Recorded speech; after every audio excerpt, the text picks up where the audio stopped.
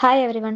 നമ്മൾ ഇന്ന് start ചെയ്യുന്നുള്ളത് human physiology വെച്ചിട്ടാണ്. ഏതാണ്? ബയോളജിയിൽ സുവോളജിയിൽ വരുന്ന ടോപ്പിക്കാണ് കേട്ടോ. Human physiology. ഹ്യൂമൻ ഫിസിയോളജിയാണ്, അതായത് നമ്മുടെ ബോഡിക്കകത്ത് നടക്കുന്ന കാര്യങ്ങളാണ് പറയുന്നുള്ളത്. അതുകൊണ്ട് ആ ഒരു ഇൻട്രസ്റ്റോട് കൂടി നമ്മളെ ബോഡിയിൽ ഇങ്ങനെയൊക്കെയാണ് നടക്കുന്നത് അങ്ങനെയൊക്കെ മനസ്സിലാക്കിക്കൊണ്ട് നിങ്ങൾ ക്ലാസ്സിലിരിക്കുക. പെട്ടെന്ന് മനസ്സിലാവുന്ന ഒരു സാധനമാണ്.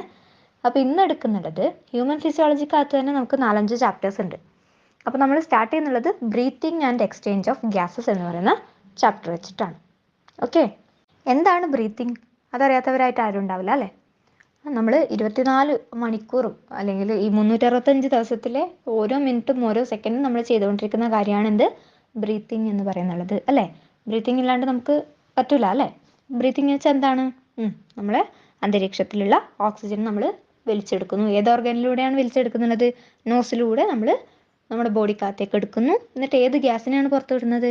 കാർബൺ ഡൈ ഓക്സൈഡ് എന്ന് പറയുന്ന ഗ്യാസിനെ പുറത്തോട്ട് വിടുന്നു. ഡെഫിനിഷൻ ഒന്ന് വായിച്ചു നോക്കിയേ. The process of exchange of oxygen from the atmosphere. അറ്റ്മോസ്ഫിയറിനകത്തുള്ള ഓക്സിജനാണ് നമ്മൾ ഉള്ളിലോട്ടെടുത്തത്. With the carbon dioxide. Exchange of oxygen with the carbon dioxide. Carbon dioxide എവിടെ നിന്നാണ് കിട്ടിയത്? Carbon dioxide produced by the cell. സെല്ലിൽ നിന്ന് produce ചെയ്ത കാർബൺ ഡൈ ഓക്സൈഡ് ആണ്. അതിനെയാണ് നമ്മൾ എന്ത് പറയുക? ബ്രീത്തിങ് എന്ന് പറയുക. മറ്റൊരു പേരാണ് എന്ത്? റെസ്പിറേഷൻ. ക്ലിയർ അല്ലേ? ഈ റെസ്പിറേറ്ററി ഓർഗൻ എന്ന് വെച്ചാൽ എന്തായിരിക്കും? റെസ്പിറേറ്ററി ഓർഗൻ എന്ന് വെച്ചാൽ റെസ്പിറേഷനിൽ പങ്കെടുക്കുന്ന ഓർഗനെയാണ് നമ്മൾ റെസ്പിറേറ്ററി ഓർഗൻ എന്ന് പറയുക. അതുപോലെ തന്നെ ഡൈജസ്റ്റീവ് ഓർഗൻ ഉണ്ട്, റീപ്രൊഡക്റ്റീവ് ഓർഗൻ ഉണ്ട്, എക്സ്ക്രീറ്ററി ഓർഗൻ ഉണ്ട്, ഇല്ലേ? അപ്പോൾ റെസ്പിറേറ്ററി ഓർഗൻ നമ്മുടെ ഹ്യൂമൻസിൻ്റെ കേസിൽ, മാമൽസിൻ്റെ കേസിൽ റെസ്പിറേറ്ററി ഓർഗൻ എന്നറിയപ്പെടുന്ന ഏതാണ്? ലങ്സ് ആണ് അല്ലേ? നിങ്ങൾക്ക് എല്ലാവർക്കും അറിയാം. നിങ്ങളൊന്ന് ആലോചിച്ച് നോക്കിയേ. നമ്മൾ ഹ്യൂമൻസിൻ്റെ കേസ് മാത്രമാണ് ഇപ്പോൾ പറഞ്ഞത്. നമുക്ക് ഒരുപാട് നമ്മുടെ ചുറ്റുവട്ടത്തിൽ ഒരുപാട് ഓർഗാൻസ് ഉണ്ടല്ലേ? യൂണിസെല്ലുലാർ, അതായത് ഒരു സിംഗിൾ സെൽഡ് ആയിട്ടുള്ള ബാക്ടീരിയ മുതൽ മൾട്ടി സെല്ലുലാർ ഓർഗാനിസംസ് ഒരുപാട്. മൾട്ടി സെല്ലുലാർ എന്ന് വെച്ചിട്ടുണ്ടെങ്കിൽ എന്താണ്? നമ്മുടെ ഹ്യൂമൻസ് പോലെ ഒരുപാട് സെൽസ് ഉണ്ടല്ലോ നമ്മുടെ ബോഡിക്കകത്ത്. അമീബ അല്ലെങ്കിൽ ഒരു ബാക്ടീരിയ എന്നൊക്കെ പറഞ്ഞാൽ അവരുടെ അടുത്ത് ഒരു സെല്ല് മാത്രമേ ഉണ്ടാവുള്ളൂ. അവരെയാണ് നമ്മൾ യൂണിസെല്ലുലാർ എന്ന് പറയാം. പിന്നെ നമ്മളെ ഹ്യൂമൻസ് ആകുമ്പോൾ മൾട്ടി സെല്ലുലാറായി. അങ്ങനെ ഓരോ ഓർഗാനിസത്തിലും ഡിഫറെൻറ്റ് സൈസിലും ഡിഫറെൻറ്റ് ഷേപ്പിലുള്ള ഓർഗാനിസംസ് നമുക്ക് ചുറ്റുമുണ്ട്. അവരുടെ ഒക്കെ ബോഡിയിലും റെസ്പിറേഷൻ നടക്കുന്നുണ്ട്. അവർക്കെല്ലാം നോസിലൂടെയാണോ റെസ്പിറേഷൻ നടക്കുന്നത്? അല്ലല്ലോ അല്ലേ? അതറിയാലോ. ഇപ്പോൾ ഫിഷിൻ്റെ കേസിലാണെങ്കിൽ നമുക്ക് PSC എക്സാമിന് തന്നെ ജനറൽ PSCയിൽ ചോദിക്കാറുണ്ട്. റെസ്പിറേറ്ററി ഓർഗൻ ഓഫ് എർത്ത് വേം, റെസ്പിറേറ്ററി ഓർഗൻ ഓഫ് ഫിഷ് എന്നൊക്കെ പറഞ്ഞിട്ട് ഇല്ലേ? അപ്പോൾ ഓരോ ഓർഗാനിസത്തിൻ്റെയും റെസ്പിറേറ്ററി ഓർഗൻ ഡിഫറൻ്റ് ആണ്. നമുക്ക് ആദ്യം ഏറ്റവും ലോവർ ഇൻവെർട്ടിബ്രേറ്റ്സിനെ കുറിച്ച് നോക്കാം. ലോവർ ഇൻവെർട്ടിബ്രേറ്റ്സിന് എക്സാമ്പിളാണ് സ്പോഞ്ചസ്, സിലിണ്ടറേറ്റ്സ്, ഫ്ലാറ്റ് വേംസ് എന്നൊക്കെ പറയുന്നുള്ളത്. അപ്പോൾ ഈ നെയിംസ് ഇതുവരെ കേൾക്കാത്തവനാണെങ്കിൽ ജസ്റ്റ് ഒന്ന് ഗൂഗിൾ ചെയ്യുക. ഇവരുടെ ഫോട്ടോസൊക്കെ ഒന്ന് ജസ്റ്റ് കണ്ടു നോക്കുക. സ്പോഞ്ചസ്, സിലിണ്ടറേറ്റ്സ്, ഫ്ലാറ്റ് വേംസ് എന്ന് പറയുന്ന ഈ ഓർഗാനിസംസ് അവരുടെ റെസ്പിറേഷൻ നടക്കുന്നതെന്ന് വെച്ചിട്ടുണ്ടെങ്കിൽ സിമ്പിൾ ഡിഫ്യൂഷൻ വഴിയാണ്. എന്ത് വഴിയാണ്? സിമ്പിൾ ഡിഫ്യൂഷൻ വഴിയാണ്. റെസ്പിറേറ്ററി ഓർഗൻ ചോദിക്കുകയാണെങ്കിലോ അവരുടെ എൻറ്റയർ ബോഡി സർഫസ്, അതായത് അവരുടെ ബോഡിയുടെ മുഴുവൻ പ്രതലവും എന്തിനു സഹായിക്കുന്നുണ്ട്? നമ്മുടെ റെസ്പിറേഷന് സഹായിക്കുന്നുണ്ട്. അപ്പോൾ എന്താണ് ലോവർ ഇൻവെർട്ടിബ്രേറ്റ്സിൻ്റെ റെസ്പിറേറ്ററി ഓർഗൻ എന്ന് വെച്ചിട്ടുണ്ടെങ്കിൽ എൻറ്റയർ ബോഡി സർഫസ്. എന്താണ്? Entire body surface. നമ്മൾ റെസ്പിറേഷൻ ചെയ്യുമ്പോൾ നമ്മൾ നോസിലൂടെയാണ് ഗ്യാസ് എടുക്കും അതുപോലെ തന്നെ എക്സ്ചേഞ്ച് ചെയ്യുന്നുള്ളത്. എടുക്കുന്നതും കളയുന്നതും അല്ലേ? എക്സ്ചേഞ്ച് നടക്കുന്നുള്ളത് നോസിലൂടെയാണ്. പക്ഷേ ഈ ഓർഗാനിസത്തിൻ്റെ കേസിൽ, ലോവർ ഇൻവെർട്ടിബ്രേറ്റ്സിൻ്റെ കേസിൽ ഈ എക്സ്ചേഞ്ച് ഓഫ് ഗ്യാസസ് നടക്കുന്നുള്ളത് എൻറ്റയർ ബോഡി സർഫസസിലൂടെയാണ് കേട്ടോ. ഈ എൻറ്റയർ ബോഡി സർഫസും റെസ്പിറേഷന് വേണ്ടി ഹെൽപ്പ് ചെയ്യുന്നുണ്ട്. മനസ്സിലാക്കുക. അടുത്തത് എർത്ത് വേംസ്. എർത്ത് വേംസ് നമ്മൾ കുറേ ക്വസ്റ്റ്യൻ പേപ്പറിൽ കണ്ടിട്ടുള്ള ഒരു ചോദ്യമാണ്. The respiratory organ of earth worms അല്ലേ? LD ക്ലർക്ക് എക്സാമിന് വരെ കണ്ടിട്ടുണ്ട്. മലയാളത്തിൽ ഉത്തരം ത്വക്ക് എന്നായിരുന്നു, അതായത് സ്കിന്നാണ്. നമ്മൾ കുറച്ചും കൂടി പറയുമ്പോൾ എങ്ങനെയാണ് പറയുക? മോയിസ്റ്റ് ക്യൂട്ടിക്കിൾ അല്ലേ? Moist cuticle. എർത്ത് വേമിൻ്റെ ആ മോയിസ്റ്റ് ക്യൂട്ടിക്കിൾ. സ്കിൻ ഉണ്ടെങ്കിൽ അങ്ങനെ തന്നെ എഴുതാം. ഇനി അഥവാ ഓപ്ഷനിൽ മോയിസ്റ്റ് ക്യൂട്ടിക്കിൾ ആണെങ്കിൽ ഇതാണ് ഉത്തരം. ഓക്കെ. എന്താണ്? നമ്മൾ എർത്ത് വേംസിനെ എവിടെയാണ് കാണുക? ഡ്രൈ സോയിലിൽ കാണൂലല്ലോ. എപ്പോഴും മോയിസ്റ്റ് ആയിട്ടുള്ള സോയിലായിരിക്കും നമ്മുടെ എർത്ത് വേംസിനെ കാണുക. അപ്പോൾ ആ മോയിസ്റ്റ് ക്യൂട്ടിക്കിൾ വഴിയാണ് ഇവർ ഗ്യാസ് എക്സ്ചേഞ്ച് ചെയ്യുന്നുള്ളത്. ഗ്യാസ് എക്സ്ചേഞ്ച് ചെയ്യുക എന്ന് പറഞ്ഞാൽ എന്താണ്? റെസ്പിറേഷൻ. അപ്പോൾ എർത്ത് വേംസിൻ്റെതാണ് മോയിസ്റ്റ് ക്യൂട്ടിക്കിൾ. ലോവർ ഇൻവെർട്ടിബ്രേറ്റ്സിൻ്റെ കാര്യം പറയുകയാണെങ്കിൽ ബോഡി സർഫസ്.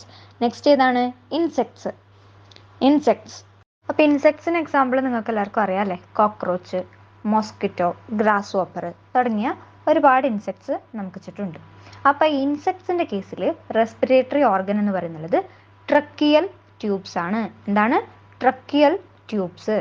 ഈ ട്രക്കിയൽ ട്യൂബ് എന്ന് പറയുമ്പോൾ ഒരു സിംഗിൾ ട്യൂബ് അല്ല, എ നെറ്റ്വർക്ക് ഓഫ് ട്യൂബ്സ് അല്ലേ? ഒരു നെറ്റ്വർക്ക് ഓഫ് ട്യൂബ്സിൻ്റെ ഒരു നെറ്റ്വർക്കാണ്. എന്തിനു വേണ്ടി? To transport atmospheric air within the body. ബോഡിക്കകത്ത് അറ്റ്മോസ്ഫിയറിക് എയർ ട്രാൻസ്പോർട്ട് ചെയ്യാൻ വേണ്ടി ഇൻസെക്ട്സിനെ സഹായിക്കുന്ന ആ ട്യൂബിനെയാണ് നമ്മൾ ട്രക്കിയൽ ട്യൂബ്സ് എന്ന് പറയാം. അപ്പോൾ ഇൻസെക്ട്സിൻ്റെ കേസിൽ റെസ്പിറേറ്ററി ഓർഗൻ ഏതാണ്? Tracheal tubes. ഓക്കെ അല്ലേ? ഇനി അക്വാറ്റിക് ഓർഗാനിസത്തിൻ്റെ കേസ് നോക്കാം. അക്വാറ്റിക് ഓർഗാനിസം എന്ന് വെച്ചാൽ അറിയില്ലേ? നമ്മുടെ വെള്ളത്തിൽ കാണപ്പെടുന്ന ഓർഗാനിസമാണ്. നമ്മുടെ ഫിഷ് പോലുള്ള, മൊളസ്ക് അതുപോലുള്ള ഓർഗാനിസംസ് ആണ് നമ്മൾ പറയാൻ പോകുന്നുള്ളത്. അവരെ സഹായിക്കുന്നുള്ളത് ഗിൽസ് എന്ന് പറയുന്ന ഓർഗനാണ്. അപ്പോൾ അക്വാറ്റിക് ഓർഗാനിസത്തിൻ്റെ കേസിൽ റെസ്പിറേറ്ററി ഓർഗൻ ഏതാണ്? ഗിൽസ്. ഓക്കെ. ഇനി ഏതാണ്? ടെറസ്ട്രിയൽ ഓർഗാനിസത്തിൻ്റെ കേസിൽ ലങ്സ് ആണ്. ടെറസ്ട്രിയൽ ഫോംസ് എന്ന് വെച്ചാൽ എന്താണ്? നമ്മുടെ ലാൻഡിലുള്ള ആർത്രോപോഡ്സ്, വെള്ളത്തിലല്ല, അത് അക്വാറ്റിക്. ലാൻഡിലാണെങ്കിൽ ടെറസ്ട്രിയൽ ഓർഗാനിസത്തിൻ്റെ കേസിൽ ലങ്സ് ആണ്. ഈ ടെറസ്ട്രിയൽ ഓർഗാനിസം എന്ന് പറയുമ്പോൾ ഏതൊക്കെ അതിനകത്ത് പെട്ടു? നിങ്ങൾക്ക് തന്നെ ആലോചിച്ചാൽ മനസ്സിലാവില്ലേ? ബേർഡ്സ് ടെറസ്ട്രിയൽ അല്ലേ? അപ്പോൾ അവർക്ക് ഏതാണ് റെസ്പിറേറ്ററി ഓർഗൻ? ലങ്സ് ആണ്. പിന്നെ മാമൽസ് അല്ലേ? ഹ്യൂമൻസ് അടങ്ങുന്ന മാമൽസ് എന്ന് പറയുന്ന ടീം, അവർക്കും എന്താണ് റെസ്പിറേറ്ററി ഓർഗൻ? ലങ്സ് ആണ്. അതുപോലെ തന്നെ മറ്റൊരു കാറ്റഗറിയാണ് എന്ത്? റെപ്റ്റൈൽസ്, ഉരഗങ്ങൾ അല്ലേ? ഓന്ത്, പല്ലി തുടങ്ങിയവയെല്ലാം. ഇവരുടെയൊക്കെ റെസ്പിറേറ്ററി ഓർഗൻ എന്താണ്? ലങ്സ് ആണ്. പിന്നെ ഏതാണ് ബാക്കിയുള്ളത്? നമ്മുടെ ആംഫീബിയൻസ് എന്ന് വെച്ചാൽ എന്താണ്? വെള്ളത്തിലും ജീവിക്കും, കരയിലും ജീവിക്കും. ടെറസ്ട്രിയലും അല്ല, അക്വാറ്റിക്കും അല്ല, രണ്ടിലും പെടുന്നതാണ്. അതാണ് ആംഫീബിയൻസ്. എന്താണ് ഉദാഹരണം? ഫ്രോഗ്സ് അല്ലേ? ഫ്രോഗ് വെള്ളത്തിലും ഉണ്ടാവും, കരയിലും ഉണ്ടാവും. അപ്പോൾ അവർക്ക് കരയിലുള്ളത് കൊണ്ട് തന്നെ ലങ്സും ഉണ്ട്, പിന്നെ വെള്ളത്തിൽ പോകുമ്പോൾ സ്കിന്നിലൂടെയാണ്. അപ്പോൾ ഏതൊക്കെയാണ് അവരുടെ റെസ്പിറേറ്ററി ഓർഗൻസ്? 2 റെസ്പിറേറ്ററി ഓർഗൻ ഉണ്ട്, സ്കിന്നും ലങ്സും. ഓക്കെ ആണല്ലോ? സ്കിന്ന് നമ്മൾ നേരത്തെ പറഞ്ഞില്ലേ, എൻറ്റയർ ബോഡി സർഫസ് പറഞ്ഞില്ലേ? ആർക്കായിരുന്നു? ലോവർ ഇൻവെർട്ടിബ്രേറ്റ്സിന്. അതിനുശേഷം നമ്മൾ ട്രക്കിയ ട്യൂബ്സ് പറഞ്ഞു. ആർക്ക്? ഇൻസെക്ട്സിന്. അതിനുശേഷം ഗിൽസ് അക്വാറ്റിക് ഓർഗാനിസത്തിന്. അതുപോലെ തന്നെ ലങ്സ് പറഞ്ഞു. ഇത്രയും കാര്യങ്ങളല്ലേ നമ്മൾ റെസ്പിറേറ്ററി ഓർഗനായിട്ട് പറഞ്ഞത്. അപ്പോൾ നിങ്ങൾ നോട്ട് എഴുതിയെടുക്കുന്നുണ്ടെങ്കിൽ എഴുതിയെടുത്തോളൂ, അല്ലാണ്ട് ഒരു ഷോർട്ട് നോട്ടായിട്ട് ഇത്രയും കാര്യങ്ങൾ നിങ്ങൾ എഴുതിയെടുക്കണം. ഇത് നോക്കിക്കൊണ്ട് എഴുതിയെടുക്കുന്നതല്ല, ക്ലാസ് കേട്ട് കഴിഞ്ഞതിന് ശേഷം ഓർത്ത് നോക്കുക. ഹ്യൂമൻസിൻ്റെ കേസ് പറഞ്ഞു, മാമൽസ് പറഞ്ഞു, ബേർഡ്സ് പറഞ്ഞു, അക്വാറ്റിക് ഓർഗാനിസം ഉണ്ടായിരുന്നു, പിന്നെ ഏതാണ്? ഇൻസെക്ട്സ് ഉണ്ട്, അപ്പോൾ എർത്ത് വേം ഉണ്ടായിരുന്നു അല്ലേ? എർത്ത് വേം. അപ്പോൾ അങ്ങനെ ഓരോന്ന് ഓർത്തിട്ട് അവരുടെയൊക്കെ റെസ്പിറേറ്ററി ഓർഗൻ നിങ്ങളെ കൊണ്ട് പറയാൻ പറ്റുന്നുണ്ടോ എന്ന് നിങ്ങൾ ശ്രമിച്ച് നോക്കുക. പിന്നെ അതുപോലെ തന്നെ റിവിഷൻ്റെ ടൈമിൽ ഈ ഷോർട്ട് നോട്ട് മാത്രം നിങ്ങൾക്കെടുത്ത് നോക്കിയാൽ മതിയാകും. അപ്പോൾ റെസ്പിറേറ്ററി ഓർഗൻ എന്താണെന്നും ഓരോ ഓർഗാനിസത്തിൻ്റെയും റെസ്പിറേറ്ററി ഓർഗൻസിനെ കുറിച്ച് നമ്മൾ ഒന്ന് ഡീറ്റെയിൽഡ് ആയിട്ട് പറഞ്ഞു. ക്ലിയർ ആയില്ല എല്ലാവർക്കും? ഇനി നമുക്ക് ഹ്യൂമൻ റെസ്പിറേറ്ററി സിസ്റ്റത്തിലോട്ട് വരാം. എന്താണ് ഹ്യൂമൻ റെസ്പിറേറ്ററി സിസ്റ്റം? നമ്മുടെ മെയിൻ റെസ്പിറേറ്ററി ഓർഗൻ എന്ന് പറയുന്നത് ലങ്സ് ആണെങ്കിലും റെസ്പിറേറ്ററി സിസ്റ്റത്തിൽ ഉൾപ്പെടുന്ന ബാക്കിയുള്ള ഏതാണ് ഓർഗൻസ് ഏതൊക്കെയാണ്? ഒന്ന് നമ്മുടെ നോസ് അല്ലേ? എക്സ്റ്റേണൽ നോസ്ട്രിൽസ്, പിന്നെ nasal cavity, nasopharynx, larynx, trachea, bronchi, bronchioles, alveoli, lungs. ഇത്രയും ആൾക്കാരാണ് നമ്മുടെ റെസ്പിറേറ്ററി സിസ്റ്റത്തിലുള്ളത്. ഇതുവരെ കേൾക്കാത്ത കമ്പ്യൂട്ടർ സയൻസുകാരുണ്ടെങ്കിൽ ടെൻഷൻ ആവണ്ട, വളരെ എളുപ്പമാണ്. നമ്മുടെ ബോഡിക്കകത്ത് നടക്കുന്ന കാര്യമല്ലേ, നമുക്ക് പഠിക്കാൻ പറ്റില്ലേ? പിന്നെ ആർക്കാ പഠിക്കാൻ പറ്റുന്നത്? ഇത്രയും ആൾക്കാരുണ്ട്. നമുക്ക് ഓരോരാളെ കുറിച്ചും ഡീറ്റെയിൽഡ് ആയി പറഞ്ഞു വരുമ്പോൾ നിങ്ങളതൊന്ന് റിപ്പീറ്റ് അടിച്ച് കേൾക്കുമ്പോൾ നിങ്ങൾക്കത് നിങ്ങളുടെ തലയിൽ നിൽക്കും കേട്ടോ.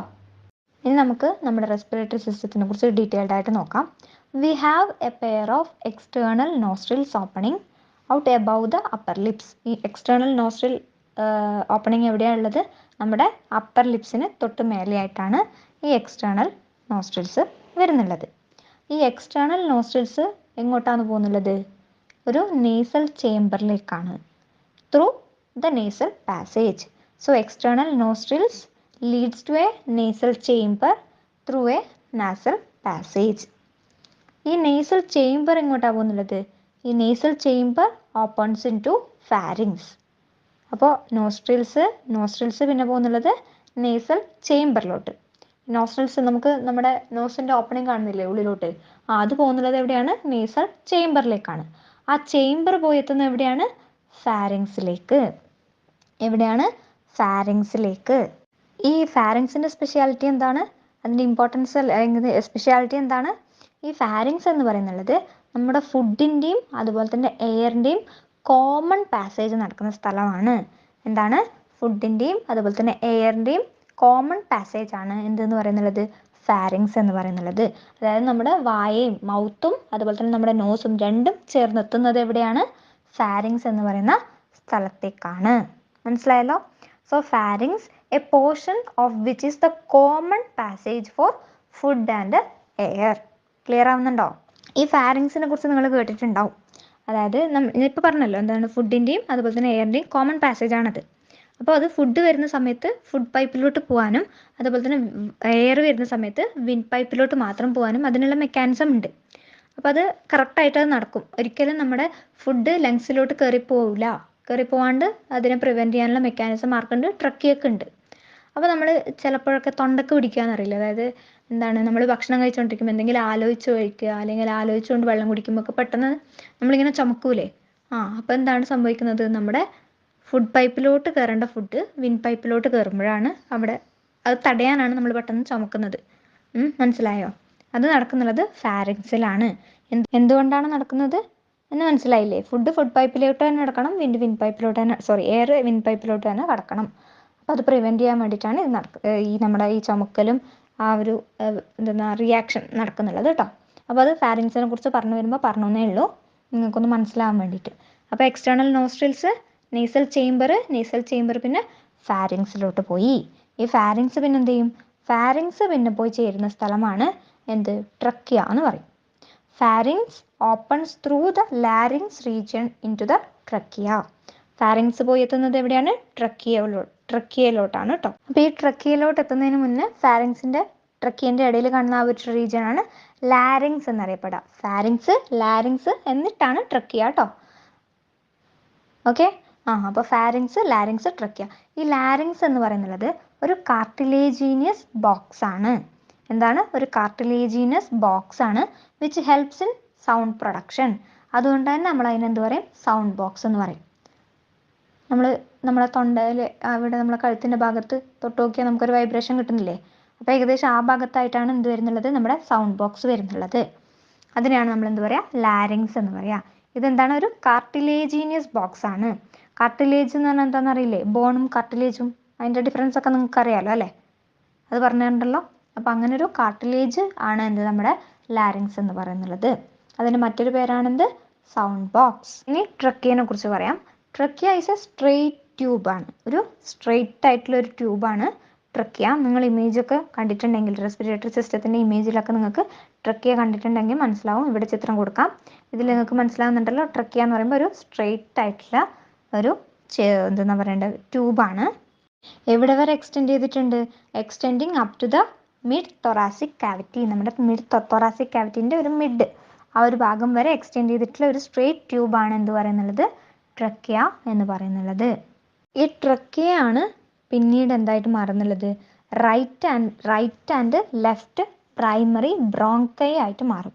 നിങ്ങൾ ബ്രോങ്കിയോൾസ് എന്നൊക്കെ കേട്ടിട്ടില്ലേ? ബ്രോങ്കിയോൾസ്, ആൽവിയോൾസ് എന്നൊക്കെ. അപ്പോൾ നമ്മുടെ ഈ ട്രക്കിയ എക്സ്റ്റെൻഡ് ചെയ്ത് വന്നു. എന്നിട്ട് അവിടെ നിന്നാണ് ഡിവിഷൻ വരുന്നത്. എന്തായിട്ട്? ലെഫ്റ്റ് ബ്രോങ്കൈ അതുപോലെ തന്നെ റൈറ്റ് ബ്രോങ്കൈ. പ്രൈമറി ബ്രോങ്കൈ ആണ് കേട്ടോ.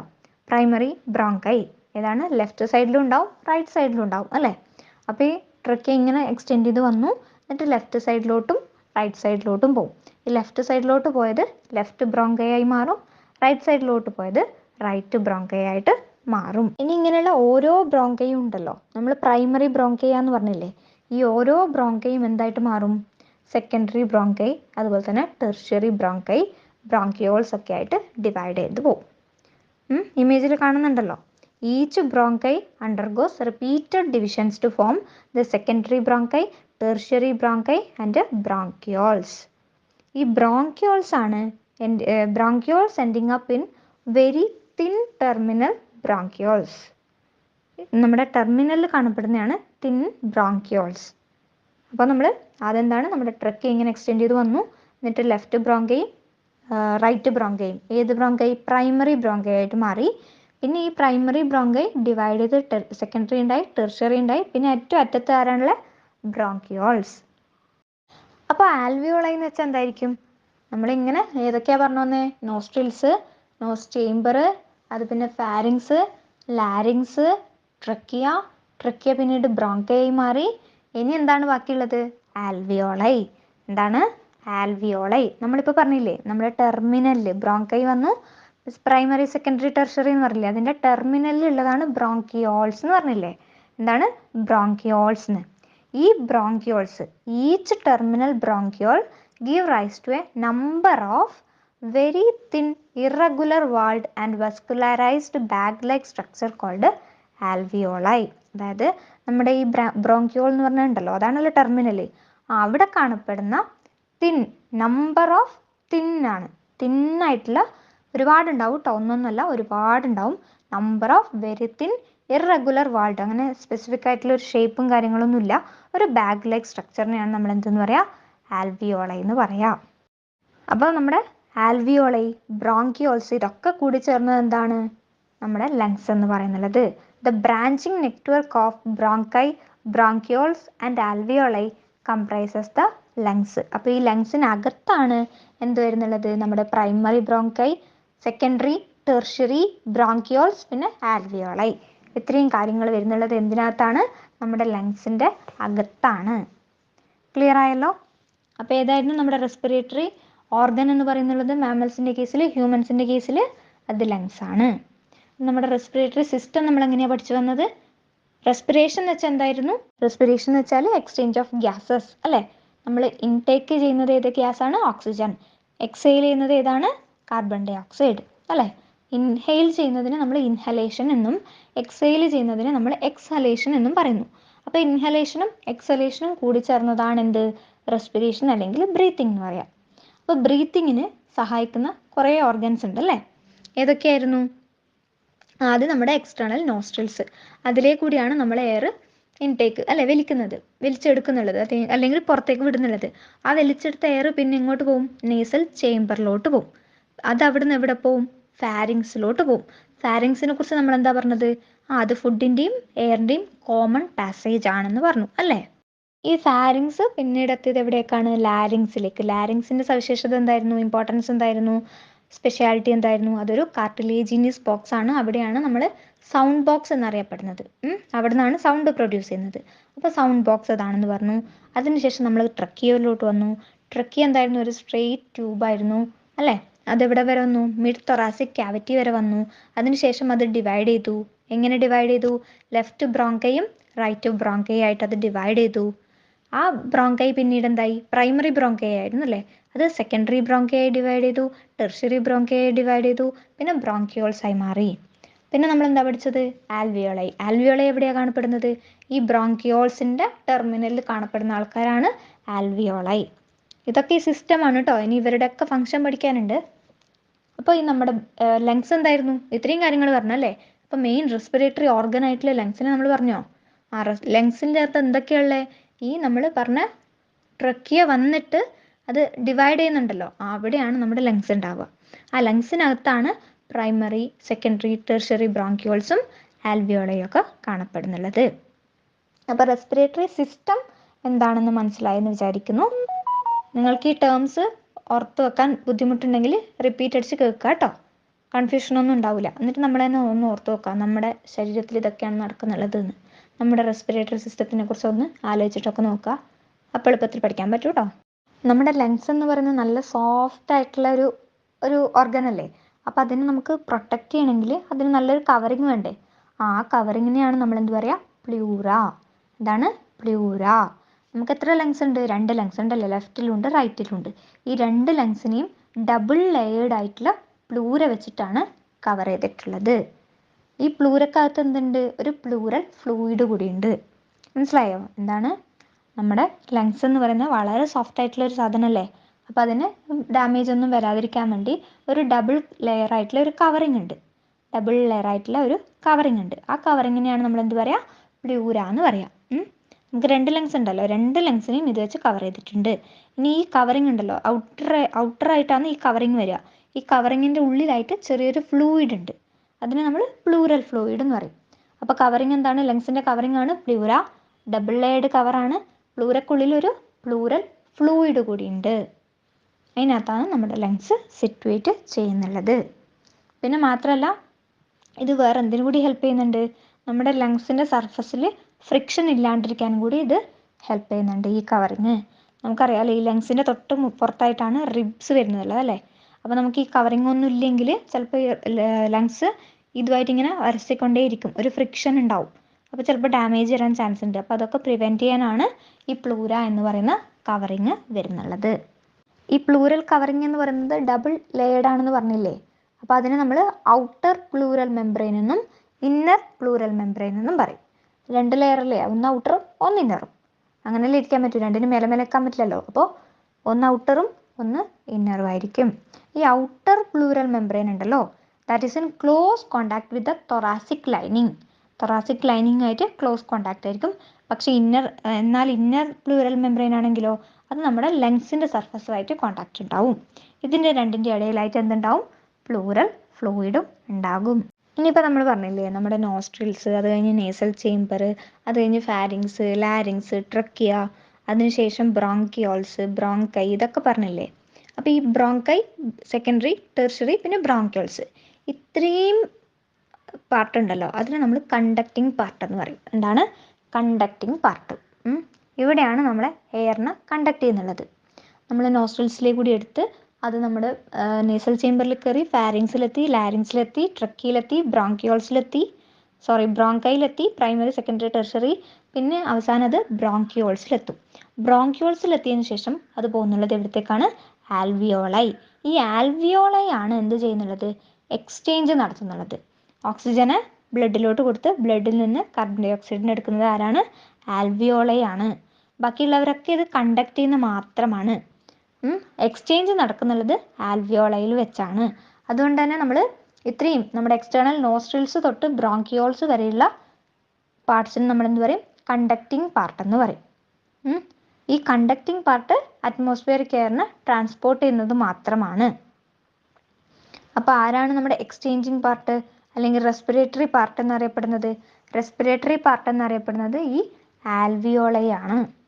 ആൽവിയോളയും ആൽവിയോളയുടെ ഡക്ട്സും, ആൽവിയോളയിൽ ഉണ്ടാകുന്ന കുഞ്ഞു കുഞ്ഞു ഡക്ട്സും, അതിനെയാണ് റെസ്പിറേറ്ററി പാർട്ട് എന്ന് പറയുന്നത്.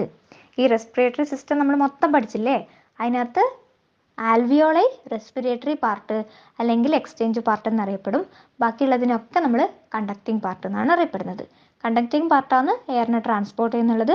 ഈ ആൽവിയോളൈ അല്ലെങ്കിൽ റെസ്പിറേറ്ററി പാർട്ടാണ് നമ്മുടെ എയറിനെ എക്സ്ചേഞ്ച് ചെയ്യുന്നുള്ളത്. ഓക്സിജൻ എക്സ്ചേഞ്ച് ചെയ്തിട്ട് കാർബൺ ഡൈ ഓക്സൈഡിനെ എടുത്തിട്ട് വീണ്ടും ഈ ആൽവിയോളൈ ആർക്ക് കൊടുക്കും? ബ്രോങ്കിയോൾസിന് കൊടുക്കും. ഈ ബ്രോങ്കിയോൾസ് ഏതിനകത്ത് വരുന്നതാണ്? കണ്ടക്റ്റിംഗ് പാർട്ടിൽ വരുന്നതാണ്. അവർ ഇതിനെ ട്രാൻസ്പോർട്ട് ചെയ്ത് വീണ്ടും എക്സ്റ്റേണൽ നോസ്ട്രിൽസിലേക്ക് എത്തും. അവിടുന്ന് നമ്മൾ പുറത്തേക്ക് വിടും. ഇതാണ് റെസ്പിറേഷനെ കുറിച്ച് പറയാനുള്ളത്. ഇനിയുണ്ട് കേട്ടോ. ഇത്രയും നിങ്ങൾക്ക് ക്ലിയർ ആയി എന്ന് വിചാരിക്കുന്നു അല്ലേ. നമുക്കിതിൻ്റെ മെക്കാനിസം പഠിക്കാനുണ്ട്. എങ്ങനെയാണ് ഓരോ ഓർഗനും ഇതിൽ ഹെൽപ്പ് ചെയ്യുന്നത്, അതിൻ്റെ ഫംഗ്ഷൻ എന്താണ്, അതിൻ്റെ മെക്കാനിസം എന്താണ്, അത് നമുക്ക് പഠിക്കാനുണ്ട്. അപ്പോൾ അത് പഠിക്കുന്നതിന് മുന്നേ ഈ ഓരോ ഓർഗനും എന്താണ് അതിൻ്റെ സ്ട്രക്ചർ, എവിടെയാണ് അത് സിറ്റുവേറ്റ് ചെയ്യുന്നതെന്നൊക്കെ നിങ്ങൾക്ക് ചെറിയൊരു ധാരണ ഉണ്ടാവണം. അതിനുവേണ്ടിയാണ് ഇന്നിപ്പോൾ ഇത്രയും കാര്യങ്ങൾ പറഞ്ഞത്. നമ്മുടെ ലങ്സ് എവിടെയാണ് സിറ്റുവേറ്റ് ചെയ്തിരിക്കുന്നത് അത് പറയുമ്പോൾ നമ്മുടെ തൊറാസിക് ചേംബർ എന്ന് പറയും. എന്താണ്? The lungs R situated in the thoracic chamber which is anatomically an air tight chamber. ഈ തൊറാസിക് ചേംബർ എന്ന് പറയുന്നത് എന്താണ്? ഒരു എയർ ടൈറ്റ് ആയിട്ടുള്ള ഒരു ചേംബറാണ്. ഇനി തൊറാസിക് ചേംബറിൻ്റെ ഡോർസൽ സൈഡിലായിട്ട്, അതുപോലെ തന്നെ വെൻട്രൽ സൈഡിൽ, ലാറ്ററൽ സൈഡിൽ, ലോവർ സൈഡിൽ എന്തൊക്കെയാണുള്ളതെന്ന് നമുക്ക് നോക്കണം. അതായത് ഡോർസൽ സൈഡിൽ വരുന്നതാണ് നമ്മുടെ വെർട്ടിബ്രൽ കോളം. എന്താണ്? നമ്മുടെ നട്ടെല്ല് അല്ലേ. എന്താണ്? നമ്മുടെ തൊറാസിക് ചേംബറിൻ്റെ ഡോർസൽ സൈഡിൽ എന്താണുള്ളത്? Vertebral column. ഇനി വെൻട്രൽ സൈഡിലാണെങ്കിലോ സ്റ്റേണം. സ്റ്റേണം എന്ന് വെച്ചാൽ എന്താണ്? നമ്മുടെ റിബ്സ് ഉണ്ടല്ലോ അല്ലേ, 2 സൈഡിലായിട്ട് നമുക്ക് റിബ്സ് ഉണ്ട്. ഈ 2 സൈഡിലുള്ള റിബ്സിനെ ജോയിൻ ചെയ്യുന്ന ആ ബോണിനെയാണ് നമ്മൾ എന്ത് പറയുക? സ്റ്റേണം എന്ന് പറയുക. അപ്പോൾ തൊറാസിക് ചേംബറിൻ്റെ ഡോർസൽ സൈഡിൽ വെർട്ടിബ്രൽ കോളവും വെൻട്രൽ സൈഡിൽ എന്താണുള്ളത്? സ്റ്റേണവും ഉണ്ട്. അതുപോലെ തന്നെ laterally by the ribs. Thoracic ചേംബറിൻ്റെ ലാറ്ററൽ സൈഡിലാണെങ്കിൽ റിബ്സ് ആണ്. പിന്നെ ലോവർ സൈഡിലാണെങ്കിൽ എന്താണ്? ഡയഫ്രം. അപ്പോൾ ഇതാണ് തൊറാസിക് ചേംബറിനെ കുറിച്ച് ശ്രദ്ധിക്കേണ്ട കാര്യങ്ങൾ. എന്താണ്?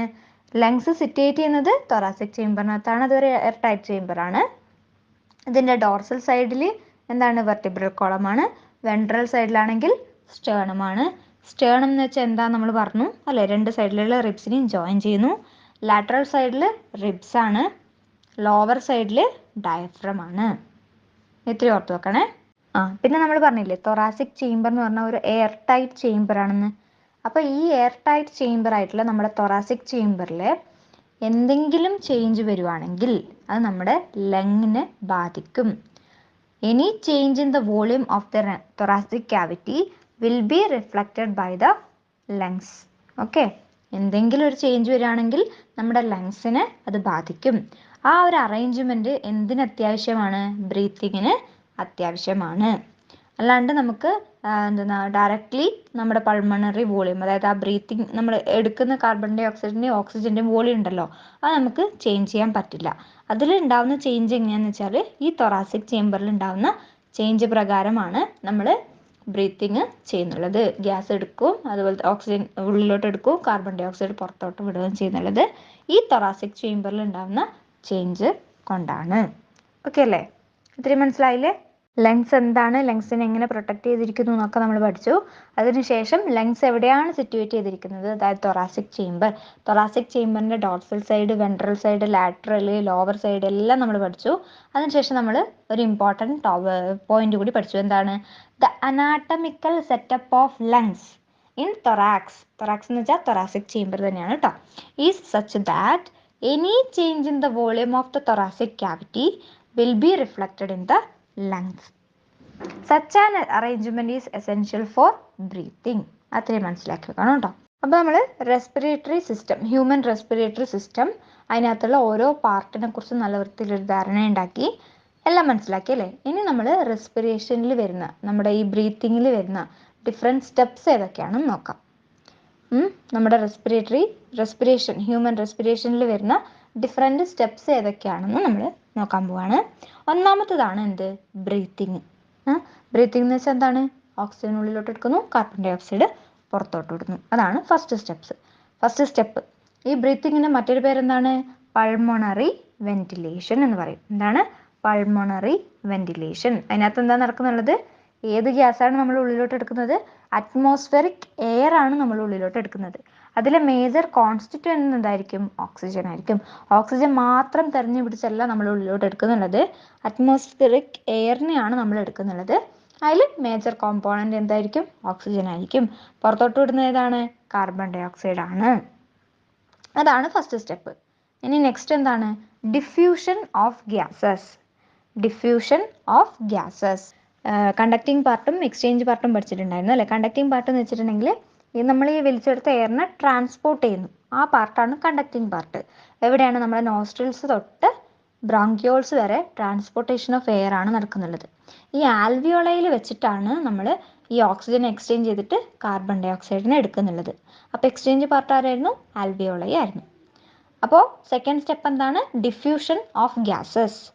എക്സ്ചേഞ്ച് നടക്കുന്നു എന്ന് പറഞ്ഞില്ലേ, അത് തന്നെയാണ് ഡിഫ്യൂഷൻ എന്ന് പറയുന്നത്. ഓക്സിജനെ ഡിഫ്യൂസ് ചെയ്ത് കാർബൺ ഡൈ ഓക്സൈഡിനെ എടുക്കുന്നു. ഏത് മെംബ്രെയിനിൽ കൂടിയാണ് ഡിഫ്യൂഷൻ നടക്കുന്നുള്ളത്? Alveolar membrane.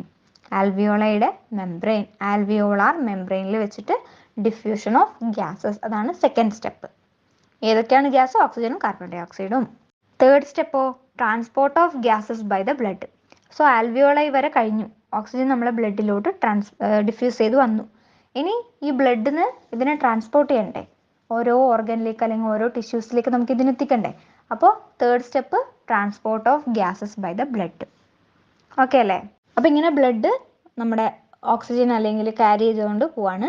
ഓക്സിജനെ മാത്രമാണോ ബ്ലഡ് ക്യാരി ചെയ്യുന്നത്? അല്ല. കാർബൺ ഡൈ ഓക്സൈഡിനെ തിരിച്ച് നമ്മുടെ ലങ്സിലേക്ക് എത്തിക്കുന്നതും തിരിച്ച് നമ്മുടെ ആൽവിയോളാർ മെംബ്രെയിൻ്റെ അടുത്തേക്ക് എത്തിക്കുന്നതും ആര് തന്നെയാണ്? ഈ ബ്ലഡ് തന്നെയാണ് കേട്ടോ. അതുകൂടി ഒന്ന് ഓർത്ത് വെക്കണേ. ഇനി ഫോർത്ത് സ്റ്റെപ്പ് എന്താണ്? Diffusion of oxygen and CO2 between blood and tissues. നമ്മൾ ഈ ബ്ലഡ് ക്യാരി ചെയ്തുകൊണ്ടിരിക്കുന്ന ഓക്സിജന് ടിഷ്യൂസിന് കൊടുക്കണ്ടേ? അതുപോലെ തന്നെ ടിഷ്യൂസിൻ്റെ അടുത്തുള്ള കാർബൺ ഡൈ ഓക്സൈഡിനെ തിരിച്ച് വാങ്ങിക്കണ്ടേ? അപ്പോൾ അവിടെയും എന്ത് സംഭവിക്കും? ഡിഫ്യൂഷൻ നടക്കും. അതാണ് ഫോർത്ത് സ്റ്റെപ്പ്. ഫിഫ്ത്ത് സ്റ്റെപ്പ് എന്തായിരിക്കും? നമ്മളെ ബ്ലഡിൽ നിന്ന് ഡിഫ്യൂസ് ചെയ്തെടുത്ത ഓക്സിജൻ ഉണ്ടല്ലോ, ടിഷ്യൂസിലേക്ക് ഡിഫ്യൂസ് ചെയ്ത് എടുത്ത ഓക്സിജൻ, ആ ഓക്സിജനെ യൂട്ടിലൈസ് ചെയ്യും ആര്? സെൽസ്. ടിഷ്യൂസിനകത്തുള്ള സെൽസ് ഓക്സിജനെ യൂട്ടിലൈസ് ചെയ്യും. എന്തിനു വേണ്ടി?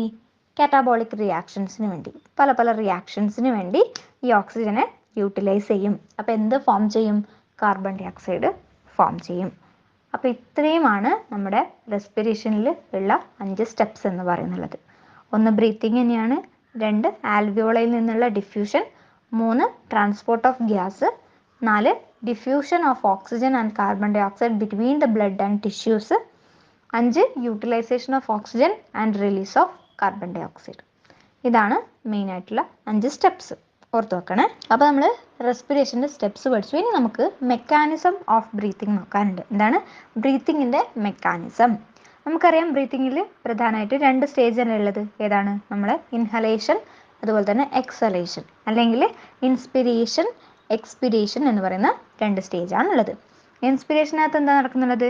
നമ്മുടെ ഓക്സിജൻ അല്ലെങ്കിൽ അറ്റ്മോസ്ഫിയറിക് എയർ നമ്മൾ നമ്മുടെ ഉള്ളിലോട്ട് വലിച്ചെടുക്കുന്നു. എക്സ്പിരേഷൻ്റെ സമയത്തോ കാർബൺ ഡൈ ഓക്സൈഡ് പുറത്തോട്ട് വിടുന്നു. ഇത് 2 സ്റ്റേജാണ് ഉള്ളത്. ഇത് നമുക്ക് ഡീറ്റെയിൽഡ് ആയിട്ട് നോക്കണം, അതായത് എങ്ങനെയാണ് ഇതൊക്കെ നടക്കുന്നതെന്ന്. ആദ്യം ഇൻസ്പിരേഷൻ നോക്കാം. ഇൻസ്പിരേഷൻ എന്ന് വെച്ചാൽ എന്താണ്? എല്ലാവർക്കും അറിയുന്നതാണ്, എന്നാലും റിപ്പീറ്റ് അടിച്ച് പറയുന്നേ ഉള്ളൂ. നമ്മൾ അറ്റ്മോസ്ഫിയറിക് എയറിനെ ഇൻടേക്ക് ചെയ്യുന്നു, വലിച്ചെടുക്കുന്നു, നമ്മുടെ നോസ്ട്രിൽസിൽ കൂടി വലിച്ചെടുക്കുന്നു.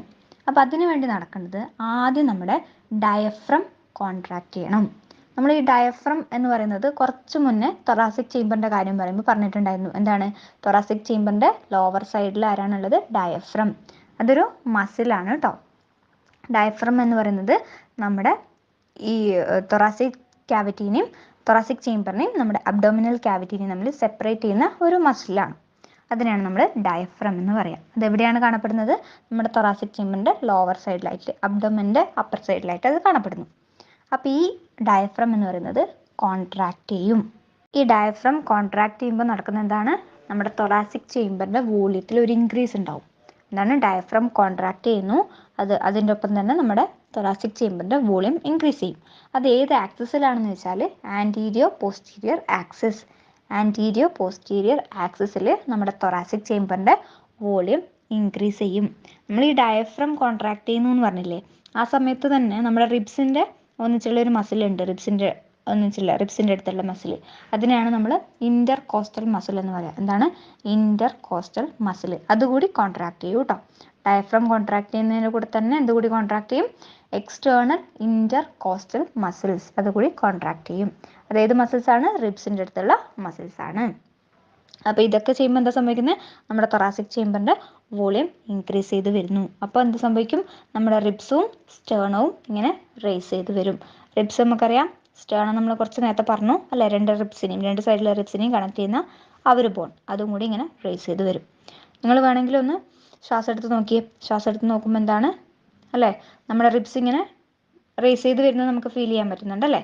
ശ്വാസം വിടുമ്പോൾ റിബ്സ് ഇങ്ങനെ താഴോട്ട് പോകുന്നതും അതാണ് ഇപ്പോൾ പറഞ്ഞത്. അപ്പോൾ നമ്മുടെ തൊറാസിക് ചേമ്പറിൻ്റെ വോളിയം ഇൻക്രീസ് ചെയ്തു, റിബ്സും അതുപോലെ തന്നെ സ്റ്റേണവും റേസ് ചെയ്ത് വരുന്നു. റിബ്സ് റേസ് ചെയ്ത് വരുമ്പോൾ പിന്നെ സ്റ്റേണം അത് രണ്ടും ജോയിൻ ചെയ്ത് നിൽക്കുന്നല്ലേ, അതും കൂടി ഇങ്ങനെ റേസ് ചെയ്ത് വരും. ഇത്രയും ആയപ്പോൾ എന്താ സംഭവിക്കുക? നമ്മുടെ തൊറാസിക് ചേമ്പറിൻ്റെ വോളിയം ഡോർസോ വെൻട്രൽ ആക്സിസിൽ കൂടി ഇൻക്രീസ് ചെയ്യും. നമ്മൾ ആദ്യം ഡയഫ്രം കോൺട്രാക്ട് ചെയ്തപ്പോൾ ആൻറ്റീരിയോ പോസ്റ്റീരിയർ ആക്സിസിൽ നമ്മുടെ തൊറാസിക് ചേമ്പറിൻ്റെ വോളിയം ഇൻക്രീസ് ചെയ്തില്ലേ. ഇപ്പോൾ അതിനുശേഷം നമ്മുടെ റിബ്സും സ്റ്റേണും ഒക്കെ റേസ് ചെയ്ത് വന്നു. അപ്പോൾ ഇപ്പോൾ എന്താ സംഭവിക്കുന്നത്? നമ്മുടെ തൊറാസിക് ചേമ്പറിൻ്റെ വോളിയം ഡോർസോ വെൻട്രൽ ആക്സിസിൽ കൂടി ഇൻക്രീസ് ചെയ്തു. അപ്പോൾ പൾമോണറി വോളിയം ഇൻക്രീസ് ചെയ്യും. പൾമോണറി പ്രഷർ നമ്മുടെ അറ്റ്മോസ്ഫിയറിക് പ്രഷറിനേക്കാളും കുറയും. എന്താണ് സംഭവിച്ചത്? ഡോർസോ വെൻട്രൽ ആക്സിസിൽ തൊറാസിക് ചേമ്പർ വോളിയം കൂട്ടി, അതിനുശേഷം പൾമോണറി വോളിയം ഇൻക്രീസ് ചെയ്യും. പൾമോണറി വോളിയം ഇൻക്രീസ് ചെയ്യുമ്പോൾ നമ്മുടെ പൾമോണറി പ്രഷറും, അതായത് ഈ ലങ്സിനകത്തുള്ള പ്രഷറും നമ്മുടെ അറ്റ്മോസ്ഫിയറിക് പ്രഷറും കമ്പയർ ചെയ്ത് നോക്കുമ്പോൾ പൾമോണറി പ്രഷർ കുറവായിരിക്കും. വോളിയം കൂടുതലും പ്രഷർ കുറവായിരിക്കും. അപ്പോൾ പുറത്തുനിന്നുള്ള എയർ പ്രഷർ കുറഞ്ഞിടത്തേക്ക് കയറി വരും, നമ്മുടെ ലങ്സിൻ്റെ ഉള്ളിലേക്ക് പോവും. Air from outside move into the lungs. ഇതാണ് ഇൻസ്പിരേഷൻ്റെ ഒരു മെക്കാനിസം എന്ന് പറയുന്നത്. ഒന്നുകൂടെ പറഞ്ഞുതരാം. ഡയഫ്രം കോൺട്രാക്ട് ചെയ്യുന്നു. ഡയഫ്രം കോൺട്രാക്ട് ചെയ്യുമ്പോൾ നമ്മുടെ തൊറാസിക് ചേംബറിൻ്റെ വോളിയം എന്ന് പറയുന്നത് ആൻറ്റീരിയോ പോസ്റ്റീരിയർ ആക്സിസിൽ ഇൻക്രീസ് ചെയ്യും. ഈ ഡയഫ്രം കോൺട്രാക്ട് ചെയ്യുന്നതിനോടൊന്നിച്ച് തന്നെ നമ്മുടെ ഇൻ്റർ കോസ്റ്റൽ മസിൽസ്, എക്സ്റ്റേണൽ ഇൻ്റർ കോസ്റ്റൽ മസിൽസ് കൂടി കോൺട്രാക്ട് ചെയ്യും. നമ്മുടെ തൊറാസിക് ചേംബറിൻ്റെ വോളിയം ആൻറ്റീരിയോ പോസ്റ്റീരിയർ ആക്സിസിൽ ഇൻക്രീസ് ചെയ്തു. റിബ്സും സ്റ്റേണവും റേസ് ചെയ്തു. ഇത്രയും കൂടി ആയപ്പോൾ തൊറാസിക് ചേംബറിൻ്റെ വോളിയം ഡോർസോ വെൻട്രൽ ആക്സിസിൽ കൂടി ഇൻക്രീസ് ചെയ്യും. അപ്പോൾ പൾമോണറി വോളിയം ഇൻക്രീസ് ചെയ്യും. പൾമോണറി വോളിയം ഇൻക്രീസ് ചെയ്യുമ്പോൾ നമ്മുടെ pulmonary pressure, intra pulmonary pressure എന്ന് പറയുന്നത് അറ്റ്മോസ്ഫിയറിക് പ്രഷറിനേക്കാളും കുറവാകും. ആ സമയത്ത് പുറത്തുനിന്നുള്ള അറ്റ്മോസ്ഫിയറിക് എയർ നമ്മുടെ ലങ്സിനകത്തേക്ക് മൂവ് ചെയ്യും. ഇതാണ് ഇൻസ്പിരേഷൻ. ക്ലിയർ അല്ലേ? അപ്പോൾ എക്സ്പിരേഷൻ എന്ന് വെച്ചാൽ എന്തായിരിക്കും? നേരെ തിരിച്ചായിരിക്കും അല്ലേ? എന്താണ്? ആദ്യം നമ്മുടെ ഇൻസ്പിരേഷൻ്റെ സമയത്ത് ഡയഫ്രം കോൺട്രാക്ട് ചെയ്തു, ഇവിടെ ഡയഫ്രം റിലാക്സ് ചെയ്യും. അതുപോലെ തന്നെ ഇൻ്റർ കോസ്റ്റൽ മസിൽസും എന്ത് ചെയ്യും? റിലാക്സ് ചെയ്യും. എക്സ്പിരേഷനിൽ ഡയഫ്രവും ഇൻ്റർ കോസ്റ്റൽ മസിൽസും റിലാക്സ് ചെയ്യുന്നു. അങ്ങനെ റിലാക്സ് ചെയ്യുമ്പോൾ എന്താ സംഭവിക്കുക? നമ്മുടെ നേരത്തെ കോൺട്രാക്ട് ചെയ്യുമ്പോൾ നമ്മുടെ തൊറാസിക് ചേംബറിൻ്റെ വോളിയം ഇൻക്രീസ് ചെയ്തു അല്ലേ? അതുകൊണ്ട് തന്നെ പൾമോണറി വോളിയം ഇൻക്രീസ് ചെയ്തു. ഇവിടെ ഇത് റിലാക്സ് ചെയ്യുമ്പോൾ ഓപ്പോസിറ്റ് ആയിരിക്കും അല്ലേ? വോളിയം ഡിക്രീസ് ചെയ്യും. വോളിയം ഡിക്രീസ് ചെയ്യുമ്പോൾ എന്ത് സംഭവിക്കും? നമ്മുടെ ഇൻട്രാ പൾമോണറി പ്രഷർ കൂടും. വോളിയം ഡിക്രീസ് ചെയ്യുന്നു, പൾമോണറി പ്രഷർ കൂടുന്നു. നേരത്തെ വോളിയം ഇൻക്രീസ് ചെയ്തു, പൾമോണറി പ്രഷർ കുറഞ്ഞു.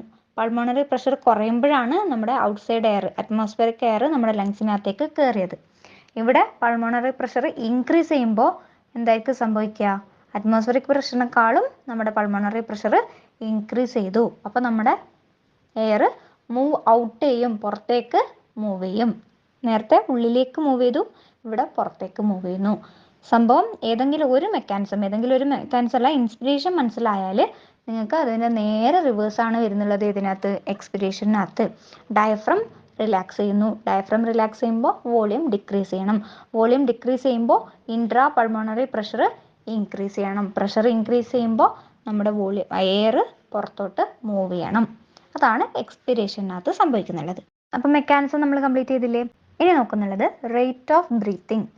റേറ്റ് ഓഫ് ബ്രീത്തിങ്, ആ പേര് കേൾക്കുമ്പോൾ തന്നെ മനസ്സിലാവുന്നുണ്ടാവും അല്ലേ? ഒരു പർട്ടിക്കുലർ ടൈമിൽ ഒരു ഹ്യൂമൻ എത്ര പ്രാവശ്യം ബ്രീത്ത് ചെയ്യുന്നു എന്നുള്ളതായിരിക്കും അതിനകത്ത് പറയാം. എത്രയാണ്? ഒരു ഹെൽത്തി ഹ്യൂമൻ്റെ കേസ് പറയുകയാണെങ്കിൽ on an average 12 to 16 times, ഒരു മിനിറ്റിൽ 12 മുതൽ 16 പ്രാവശ്യം വരെ ഒരു ഹെൽത്തി ഹ്യൂമൻ ബ്രീത്ത് ചെയ്യുന്നുണ്ട്. സമയമുള്ളവരുണ്ടെങ്കിൽ ജസ്റ്റ് ഒന്ന് ചെക്ക് ചെയ്ത് നോക്കുക കേട്ടോ. നമ്മൾ വാച്ചിൽ 1 മിനിറ്റ് ടൈം നോക്കുക. നമ്മൾ നോർമലായിട്ട് ഇരിക്കുക കേട്ടോ. ഇതിനു വേണ്ടി കൂടുതൽ വലിക്കും, കൂടുതൽ ശ്വാസം എടുക്കുക അങ്ങനെയൊന്നും വേണ്ട. നോർമലായിട്ട് ഇരിക്കുക, എന്നിട്ട് കൗണ്ട് ചെയ്ത് നോക്കുക. അല്ലെങ്കിൽ വേറെ ആരുടെയെങ്കിലും നമ്മൾ അവരുടെ അടുത്ത് പറയാണ്ട് നമ്മൾ ചെയ്ത് നോക്കുമ്പോൾ അതിനകത്ത് കൃത്രിമത്വം ഉണ്ടാവില്ല. അങ്ങനെ വേണമെങ്കിൽ നിങ്ങളൊന്ന് ടെസ്റ്റ് ചെയ്ത് നോക്കുക കേട്ടോ, എത്ര പ്രാവശ്യമാണെന്ന്, ഈ റേഞ്ചിനകത്ത് തന്നെയാണോ എന്ന്. എന്നിട്ട് നിങ്ങൾ പറ്റുവാണെങ്കിൽ കമൻറ്റ് ബോക്സിനകത്ത് ഇടുക. അടുത്തതായിട്ട് നമ്മൾ പഠിക്കാൻ പോകുന്നത് ഒരു ഇൻസ്ട്രുമെൻ്റ് ആണ്. സ്പൈറോമീറ്റർ എന്നാണ് അതിൻ്റെ പേര്. കേട്ടിട്ടുണ്ടോ? സ്പൈറോമീറ്റർ എന്ന് പറയും. ഇതിനകത്തെന്ന് വെച്ചിട്ടുണ്ടെങ്കിൽ നമ്മൾ മെഷർ ചെയ്യുന്നതെന്ന് വെച്ചിട്ടുണ്ടെങ്കിൽ എയറിൻ്റെ വോളിയമാണ്. അതായത് നമ്മൾ ഒരു ബ്രീത്തിങ്ങിൻ്റെ സമയത്ത് എത്രത്തോളം എയർ ഇൻടേക്ക് ചെയ്യുന്നുണ്ട്, എത്രത്തോളം എയർ നമ്മൾ പുറത്തോട്ട് വിടുന്നുണ്ട്, അതിൻ്റെ ഒരു കാൽക്കുലേഷൻ, അതൊക്കെ എസ്റ്റിമേറ്റ് ചെയ്യാൻ വേണ്ടിയിട്ട് യൂസ് ചെയ്യുന്ന ഒരു ഇൻസ്ട്രുമെൻ്റ് ആണ് സ്പൈറോമീറ്റർ. ശരിക്കും ഇതിനകത്ത് എസ്റ്റിമേറ്റ് ചെയ്യുന്നത് എന്താണ്? The volume of air involve in breathing movements. Breathing മൂവ്മെൻറ്റ്സിൽ ഇൻവോൾവ് ചെയ്തിരിക്കുന്ന എയറിൻ്റെ വോളിയം കാൽക്കുലേറ്റ് ചെയ്യാനാണ് നമ്മൾ സ്പൈറോമീറ്റർ യൂസ് ചെയ്യുന്നുള്ളത്. ക്ലിനിക്കലി യൂസ് ചെയ്യുന്നതാണ് കേട്ടോ. നമ്മളിങ്ങനെ വെറുതെ വീട്ടിൽ യൂസ് ചെയ്യുന്നതല്ല, ക്ലിനിക്കലി ഹോസ്പിറ്റൽസിലൊക്കെ യൂസ് ചെയ്യുന്നതാണ്. അതായത് ഇപ്പോൾ എന്തെങ്കിലും സർജറി ഒക്കെ കഴിഞ്ഞവർക്ക് അവരുടെ ബ്രീത്തിങ് കറക്റ്റ് ആണോ എന്നൊക്കെ നോക്കാൻ, അവർ കറക്റ്റ് വോളിയം എയർ ഇൻടേക്ക് ചെയ്യുന്നുണ്ടോ എന്നൊക്കെ കാൽക്കുലേറ്റ് ചെയ്യാൻ വേണ്ടി, കണ്ടുപിടിക്കാൻ വേണ്ടി യൂസ് ചെയ്യുന്ന ഒരു ഇൻസ്ട്രുമെൻ്റ് ആണ് സ്പൈറോമീറ്റർ. ജസ്റ്റ് ഒന്ന് അറിഞ്ഞിരിക്കുക. ഇനി കുറച്ച് ടേംസ് ഉണ്ട്, വളരെ ഇമ്പോർട്ടൻ്റ് ആണ് കേട്ടോ. പല എക്സാംസിനും കണ്ടിട്ടുണ്ട്, അതുകൊണ്ട് ഓരോ ടേമും ഇമ്പോർട്ടൻ്റ് ആണ്. ആദ്യം നോക്കുന്നുള്ളത് ഏതാണ്? Tidal volume. എന്താണ് ടൈഡൽ വോളിയം? ടൈഡൽ വോളിയം എന്ന് വെച്ചിട്ടുണ്ടെങ്കിൽ നിങ്ങൾ ആദ്യം ഡെഫിനേഷൻ നോക്കിയേ. Volume of air inspired or expired during A normal respiration. എന്താണ്? ഒരു നോർമൽ റെസ്പിറേഷൻ്റെ സമയത്ത്, അതായത് നമ്മളിങ്ങനെ വെറുതെ ഇരിക്കുന്ന ഒരു നേരത്ത് എന്താണ്, എത്ര വോളിയം ഓഫ് എയർ നമ്മൾ ഇൻടേക്ക് ചെയ്തു, അല്ലെങ്കിൽ ഇൻസ്പയർ ചെയ്തു, അല്ലെങ്കിൽ ഓർ എത്ര വോളിയം ഓഫ് എയർ എക്സ്പയർ ചെയ്തു, അതിൻ്റെ ആ വോളിയത്തിനെയാണ് നമ്മൾ എന്തെന്ന് പറയാം? ടൈഡൽ വോളിയം എന്ന് പറയാം. മനസ്സിലായില്ലേ? ടൈഡൽ വോളിയം എന്ന് വെച്ചാൽ എന്താണ്? ഒരു നോർമൽ റെസ്പിറേഷൻ്റെ സമയത്ത്, ഇമ്പോർട്ടൻ്റ് ആണ്, നോർമൽ റെസ്പിറേഷൻ്റെ സമയത്ത് the volume of air inspired or അല്ലെങ്കിൽ ഒന്നുകിൽ വോളിയം ഓഫ് എയർ ഇൻസ്പയർഡ് അല്ലെങ്കിൽ വോളിയം ഓഫ് എയർ എക്സ്പയർഡ്, അതിനെയാണ് നമ്മൾ എന്ത് പറയാം? ടൈഡൽ വോളിയം എന്ന് പറയാം. അപ്രോക്സിമേറ്റ്ലി അതിൻ്റെ വാല്യൂ എത്രയാണ്? 500 ml ആണ്. ടൈഡൽ വോളിയം അപ്രോക്സിമേറ്റ്ലി 500 ml ആണ്, മില്ലി ലിറ്റർ ആണ്. ഒരു പോയിന്റ് കൂടി ഇവിടെ പറഞ്ഞിട്ടുണ്ട്, എന്താണ്?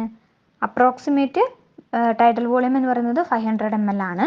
എന്നാൽ ഒരു ഹെൽത്തി ഇൻഡിവിജ്വൽ ഒരു മിനിറ്റിൽ 6000 to 8000 milli litre of air inspire ചെയ്യുന്നുണ്ട് അല്ലെങ്കിൽ എക്സ്പയർ ചെയ്യുന്നുണ്ട്. മനസ്സിലായില്ലേ? ടൈഡൽ വോളിയം 500 ml ആണ്. ഇനി ഒരു മിനിറ്റിൻ്റെ കേസ് പറയുകയാണെങ്കിൽ ഒരു ഹെൽത്തി ഇൻഡിവിജ്വൽ എന്ന് പറയുന്നത് 6000 to 8000 milli litre of air inspire ചെയ്യുന്നുണ്ട് അല്ലെങ്കിൽ എക്സ്പയർ ചെയ്യുന്നുണ്ട് കേട്ടോ. അപ്പോൾ ഓർത്ത് വെക്കണേ, 500 ml ചോദിച്ചിട്ടുണ്ടെങ്കിൽ അത് ടൈഡൽ വോളിയം ആണ്. എന്നാൽ ഒരു മിനിറ്റിൽ ഒരു ഹെൽത്തി ഇൻഡിവിജ്വൽ എത്ര ഇൻസ്പയർ ചെയ്യുന്നു അല്ലെങ്കിൽ എക്സ്പയർ ചെയ്യുന്നു എന്ന് വെച്ചാൽ അതിൻ്റെ വാല്യൂ 6000 to 8000 ആണ് കേട്ടോ.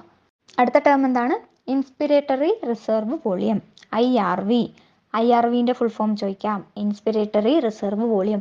അല്ലെങ്കിൽ ക്വസ്റ്റ്യനകത്ത് IRV മാത്രം തന്നിട്ട് അതിൻ്റെ വാല്യൂ ചോദിക്കാം, അല്ലെങ്കിൽ അതിൻ്റെ ഡെഫിനിഷൻ ചോദിക്കാം. അപ്പോൾ നമുക്ക് IRVൻ്റെ ഫുൾ ഫോം അറിഞ്ഞിരിക്കണം. എന്താണ് ഇൻസ്പിരേറ്ററി റിസർവ് വോളിയം? പഠിച്ചില്ലേ? ഇൻസ്പിരേറ്ററി റിസർവ് വോളിയം. അപ്പോൾ എന്തായിരിക്കും? ഒരു ഇൻസ്പിരേഷൻ ആണ്, അതായത് നമ്മൾ ഉള്ളിലോട്ട് ഓക്സിജൻ എടുക്കുന്ന കാര്യമാണ് പറഞ്ഞു വരുന്നുള്ളത്. ഇൻസ്പിരേറ്ററി റിസർവ് വോളിയം ഇതെന്ന് വെച്ചിട്ടുണ്ടെങ്കിൽ നമ്മുടെ നോർമൽ റെസ്പിറേഷൻ അല്ല, പകരം ഒരു ഫോഴ്സിബിൾ ആണ്. അതായത് നമ്മൾ വേണം എന്ന് വെച്ചിട്ട് അഡീഷണൽ വോളിയം ഓഫ് എയർ ഉള്ളിലോട്ട് എടുക്കുകയാണ്. അതായത് സാധാരണ ഒരു നോർമൽ റെസ്പിറേഷനിൽ എടുക്കുന്നതിനേക്കാളും കൂടുതൽ എയർ നമ്മൾ ഉള്ളിലോട്ട് ഫോഴ്സ് ചെയ്ത് എടുക്കുകയാണ്. അപ്പോൾ ആ വോളിയം ഓഫ് എയറിനെയാണ് നമ്മൾ ഇൻസ്പിരേറ്ററി റിസർവ് വോളിയം എന്ന് പറയാം. നോർമലായിട്ട് നമ്മൾ നേരത്തെ പറഞ്ഞില്ലേ 500 ml മാത്രമേ എടുക്കാൻ പറ്റുള്ളൂ. ഇനി നമ്മൾ ഫോഴ്സ് ചെയ്തിട്ട് ഒരു അഡീഷണൽ വോളിയം എടുക്കുകയാണെങ്കിൽ അത് എത്ര വരെ വരാം? 2500 തൊട്ട് 3000 ml വരെ വരാം. എന്താണ് ഇൻസ്പിരേറ്ററി റിസർവ് വോളിയം എന്ന് പറയുന്നത്? 2500 ml തൊട്ട് 3000 ml വരെ വരാം. നോർമൽ ആണെങ്കിൽ 500 ml ആണ്. അതാണ് ടൈഡൽ വോളിയം എന്ന് പറയുന്നത്. ഇവിടെ ടൈഡൽ വോളിയത്തിനകത്ത് എന്തുകൂടെ പറഞ്ഞിരുന്നു? ഒന്നെങ്കിൽ ഇൻസ്പിരേഷൻ അല്ലെങ്കിൽ എക്സ്പിരേഷൻ അല്ലേ? ഇവിടെ പക്ഷേ ഇൻസ്പിരേഷൻ തന്നെയാണ്, ഇൻസ്പിരേറ്ററി റിസർവ് വോളിയം ആണ്. ഡെഫിനിഷൻ നോക്കിയേ, additional volume of air a person can inspire by a forcible inspiration. നിങ്ങളൊന്ന് വലിച്ചു നോക്കിയേ. അപ്പോൾ എത്ര വോളിയം പോയി? അതിനെയാണ് നമ്മൾ ഇൻസ്പിരേറ്ററി റിസർവ് വോളിയം എന്ന് പറയാം. നോർമലിൽ പോകുന്നതിനേക്കാളും കുറേ അധികം പോയില്ലേ, കുറച്ചധികം ശ്വാസം നമ്മൾ എടുത്തില്ലേ, അതിനെയാണ് നമ്മൾ ഇൻസ്പിരേറ്ററി റിസർവ് വോളിയം എന്ന് പറയാം. മനസ്സിലാവുന്നുണ്ടല്ലോ? അടുത്തത് നോക്കാൻ പോകുന്നത് ഇതിൻ്റെ നേരെ തിരിച്ചുള്ള ഒരു കാര്യമാണ്, അതായത് എക്സ്പിരേറ്ററി റിസർവ് വോളിയം. നേരത്തെ നമ്മൾ additional volume of air force use ചെയ്തിട്ട് എടുത്തു, അതിനാണ് ഇൻസ്പിരേറ്ററി പറഞ്ഞത്. ഇവിടെ നമ്മൾ additional volume of air a person can expire, അതായത് നമ്മൾ ഫോഴ്സ് യൂസ് ചെയ്തിട്ട് നോർമലി റെസ്പിറേഷനേക്കാളും കൂടുതൽ എക്സ്പയർ ചെയ്യാൻ നോക്കുകയാണ്, നമ്മുടെ മാക്സിമം എക്സ്പിരേഷൻ നമ്മൾ ട്രൈ ചെയ്യാണ്. അതിനെയാണ് നമ്മൾ എന്ത് പറയുക? എക്സ്പിരേറ്ററി റിസർവ് വോളിയം എന്ന് പറയാം. ഇതിൻ്റെ വാല്യൂ എത്രയായിരിക്കും? 1000 മില്ലി ലിറ്റർ ടു 1100 ml ആയിരിക്കും. എന്താണ് 1000 ml to 1100 ആണ്. ഇൻസ്പിരേറ്ററി IRV ആണെങ്കിൽ അത് 2500 to 3000 ml ആണ്. ERV ആണെങ്കിൽ എക്സ്പിരേറ്ററി റിസർവ് വോളിയം ആണെങ്കിൽ എത്രയാണ്? 1000 to 1100 ml ആണ്. അപ്പോൾ 3 ടേം പഠിച്ചേ. ടൈഡൽ വോളിയം, എല്ലാത്തിൻ്റെയും ഡിഫറൻസ് മനസ്സിലാകുന്നുണ്ടല്ലോ. Tidal volume, IRV, ERV. നമ്മളിപ്പോൾ ERV പറഞ്ഞില്ലേ, എക്സ്പിരേറ്ററി റിസർവ് വോളിയം പറഞ്ഞില്ലേ, അതായത് നമ്മൾ മാക്സിമം ഫോഴ്സ് എടുത്തിട്ട് എക്സ്പയർ ചെയ്യാണ്. അങ്ങനെ എക്സ്പയർ ചെയ്താലും കുറച്ച് എയർ നമ്മുടെ ലങ്സിൽ ബാക്കിയുണ്ടാവും. അതിനെയാണ് നമ്മൾ റെസിഡ്വൽ വോളിയം എന്ന് പറയാം. എന്താണ് റെസിഡ്വൽ വോളിയം എന്ന് പറയാം? RV എന്ന് പറയും. റെസിഡ്വൽ വോളിയം എന്ന് പറയും. എന്താണ് definition? Volume of air remaining in the lungs even after A forcible expiration. ഒരു ഫോഴ്സിബിൾ എക്സ്പിരേഷന് ശേഷവും നമ്മുടെ ലങ്സിൽ ബാക്കി ഉണ്ടാവുന്ന ആ സ്മോൾ എമൗണ്ട് ഓഫ് എയറിന്, അതിനെയാണ് സ്മോൾ വോളിയം ഓഫ് എയറിനെയാണ് നമ്മൾ റെസിഡ്വൽ വോളിയം എന്ന് പറയുന്നത്. അതിൻ്റെ വാല്യൂ എത്രയായിരിക്കും? 1100 to 1200 ml. നമ്മൾ ഫോഴ്സിബിൾ എക്സ്പിരേഷൻ വെച്ച് ചെയ്തപ്പോൾ വാല്യൂ എത്രയായിരുന്നു? 1000 to 1100 ml. അപ്പോഴും റെസിഡ്വൽ വോളിയം എത്രയാണ്? 1100 to 1200 ml. മനസ്സിലാവുന്നുണ്ടല്ലോ? ഇപ്പോൾ പഠിച്ച 4 ടേംസും വളരെ ഇമ്പോർട്ടൻ്റ് ആണ് കേട്ടോ, സ്റ്റേറ്റ്മെൻ്റ് ആയിട്ടൊക്കെ ചോദിക്കാം. അപ്പോൾ നമ്മൾ കൺഫ്യൂസ്ഡ് ആവും. ഒരിക്കലും നമ്മുടെ മാർക്ക് ഈ ഭാഗത്തു നിന്ന് പോകാൻ പാടില്ല കേട്ടോ. നല്ല വൃത്തിയിൽ പഠിച്ചു വെക്കുക. ഇത് യൂസ് ചെയ്തിട്ട് നമ്മൾ ചില കപ്പാസിറ്റി കാൽക്കുലേറ്റ് ചെയ്യും. ഒന്നാമത്തെയാണ് ഇൻസ്പിരേറ്ററി കപ്പാസിറ്റി എന്ന് പറയാം. എന്താണ് ഇൻസ്പിരേറ്ററി കപ്പാസിറ്റി? അതിൻ്റെ ഡെഫിനേഷൻ നോക്കിയേ. The total volume of air a person can inspire after A normal expiration. എന്താണ്? ഒരു നോർമൽ എക്സ്പിരേഷന് ശേഷം ഒരു പേഴ്സണ് ഇൻസ്പയർ ചെയ്യാൻ പറ്റുന്ന വോളിയം ഓഫ് എയർ, അതിനെയാണ് നമ്മൾ എന്ത് പറയുക? ഇൻസ്പിരേറ്ററി കപ്പാസിറ്റി അല്ലേ? ഒരു നമ്മൾ നോർമൽ എക്സ്പിരേഷൻ കഴിഞ്ഞു, അതിനുശേഷം നമുക്ക് എടുക്കാൻ പറ്റുന്ന, ഇൻടേക്ക് ചെയ്യാൻ പറ്റുന്ന, ഇൻസ്പയർ ചെയ്യാൻ പറ്റുന്ന ആ വോളിയം ഓഫ് എയറിനെയാണ് നമ്മൾ എന്ത് പറയുക? ഇൻസ്പിരേറ്ററി കപ്പാസിറ്റി എന്ന് പറയാം. അതെങ്ങനെ കണ്ടുപിടിക്കുക? Inspiratory capacity is equal to tidal volume plus IRV. IRV എന്ന് വെച്ചാൽ എന്താണ്? ഫോഴ്സ് യൂസ് ചെയ്തിട്ട് നമ്മൾ ഇൻടേക്ക് ചെയ്യുന്ന മാക്സിമം ഒരു എമൗണ്ട് ഓഫ് എയർ അല്ലേ? മാക്സിമം വോളിയം ഓഫ് എയർ ആയിരുന്നു IRV. അപ്പോൾ ഈ ഇൻസ്പിരേറ്ററി കപ്പാസിറ്റി എന്ന് പറയുന്നത് നമ്മുടെ ടൈഡൽ വോളിയം പ്ലസ് IRV ആണ്. ടൈഡൽ വോളിയം എന്ന് വെച്ചാൽ ഒരു നോർമൽ റെസ്പിറേഷനിൽ നമുക്ക് എത്ര പറ്റുന്നു. IRV എന്ന് വെച്ചാൽ നമ്മളൊരു ഫോഴ്സ് യൂസ് ചെയ്തിട്ട് മാക്സിമം ഇൻറ്റൻഷനലി നമ്മൾ maximum amount of volume of air വലിക്കാൻ ശ്രമിക്കുകയാണ്. അപ്പോൾ അതിനെയാണ് IRV എന്ന് പറയുക. അപ്പോൾ ഇൻസ്പിരേറ്ററി കപ്പാസിറ്റി എന്ന് പറഞ്ഞാൽ എന്താണ്? Tidal volume plus IRV. Clear അല്ലേ? അപ്പോൾ അടുത്തത് എന്താണ്? എക്സ്പിരേറ്ററി കപ്പാസിറ്റി. എന്താണ് ഇൻസ്പിരേറ്ററി കപ്പാസിറ്റി? മനസ്സിലായ സ്ഥിതിക്ക് എക്സ്പിരേറ്ററി എളുപ്പത്തിൽ മനസ്സിലാക്കിക്കൂടെ? എന്താണ്? The total volume of air a person can expire after normal inspiration. ഒരു നോർമൽ ഇൻസ്പിരേഷന് ശേഷം സാധാരണ നമ്മൾ ശ്വാസം വലിച്ചെടുക്കുകയാണ്, എന്നിട്ട് പുറത്തേക്ക് വിടാൻ പറ്റുന്ന ടോട്ടൽ വോളിയം ഓഫ് എയറിനെയാണ് നമ്മൾ എന്ത് പറയുക? എക്സ്പിരേറ്ററി കപ്പാസിറ്റി. ഒരു സാധാരണ ഒരു നോർമൽ പേഴ്സണിന് നമുക്ക് എക്സ്പയർ ചെയ്യാൻ പറ്റുന്ന ആ ടോട്ടൽ വോളിയം ഓഫ് എയർ, അതിനെയാണ് നമ്മൾ എക്സ്പിരേറ്ററി കപ്പാസിറ്റി എന്ന് പറയാം. അപ്പോൾ അതിൻ്റെ എങ്ങനെയായിരിക്കും നമ്മൾ കണ്ടുപിടിക്കുക? ടൈഡൽ വോളിയം പ്ലസ് ERV നമ്മൾ പഠിച്ചതല്ലേ? അപ്പോൾ ടൈഡൽ വോളിയം പ്ലസ് ERV എന്തായിരുന്നു? ഫോഴ്സ് ചെയ്തിട്ട് നമ്മൾ മാക്സിമം എമൗണ്ട് ഓഫ് എയർ പുറത്തേക്ക് എക്സ്പയർ ചെയ്യുന്നതിനായിരുന്നു നമ്മൾ ERV എന്ന് പറഞ്ഞത് അല്ലേ? ആ വോളിയം ഓഫ് എയറിനെ. അപ്പോൾ ഇവിടെ നമ്മൾ എക്സ്പിരേറ്ററി കപ്പാസിറ്റി കാൽക്കുലേറ്റ് ചെയ്യുമ്പോൾ ടൈഡൽ വോളിയം പ്ലസ് ERV ആണ് ചെയ്യേണ്ടത്. അടുത്തതാണ് FRC എന്ന് പറയും. എന്താണ്? Functional residual capacity. എന്താണ്?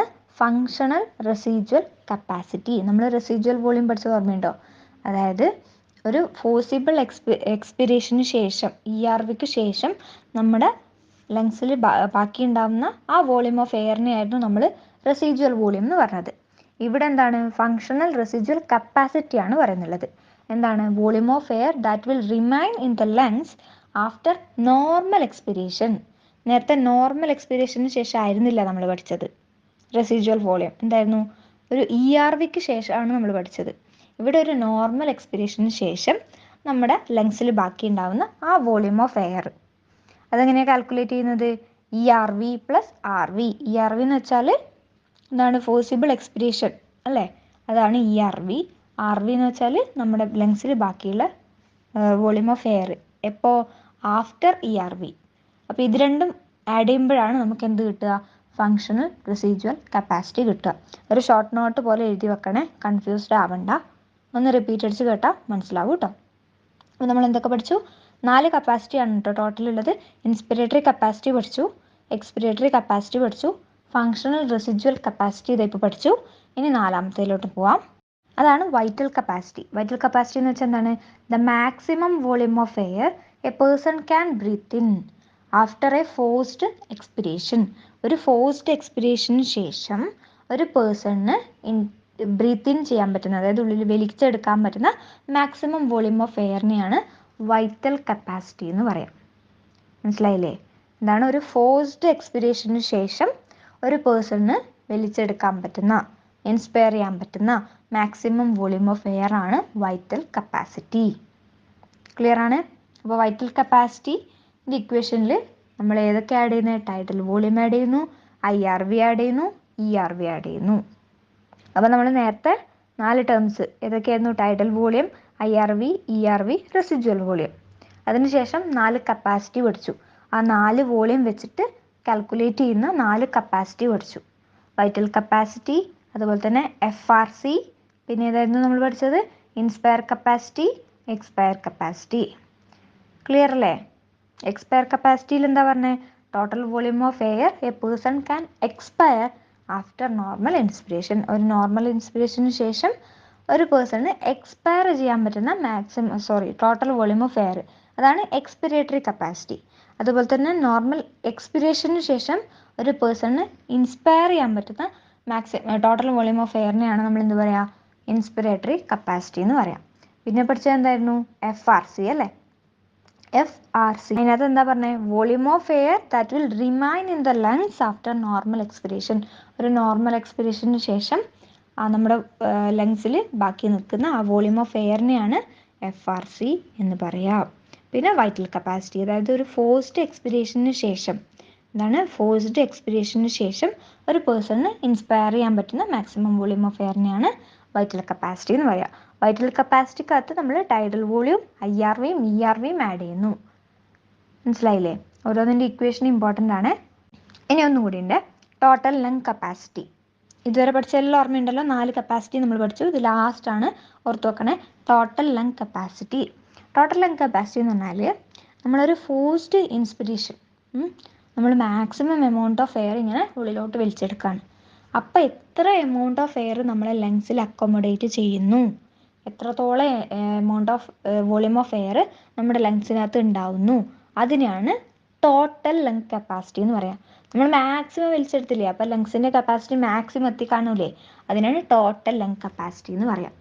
So total volume of air accommodated in the lungs at the end of A forced inspiration. ഒരു ഫോഴ്സ്ഡ് ഇൻസ്പിറേഷന് ശേഷം നമ്മുടെ ലങ്സിനകത്ത് ഉണ്ടാവുന്ന ടോട്ടൽ വോളിയം ഓഫ് എയറിനെയാണ് എന്തെന്ന് പറയുക? ടോട്ടൽ ലങ് കപ്പാസിറ്റി എന്ന് പറയുന്നുള്ളത്.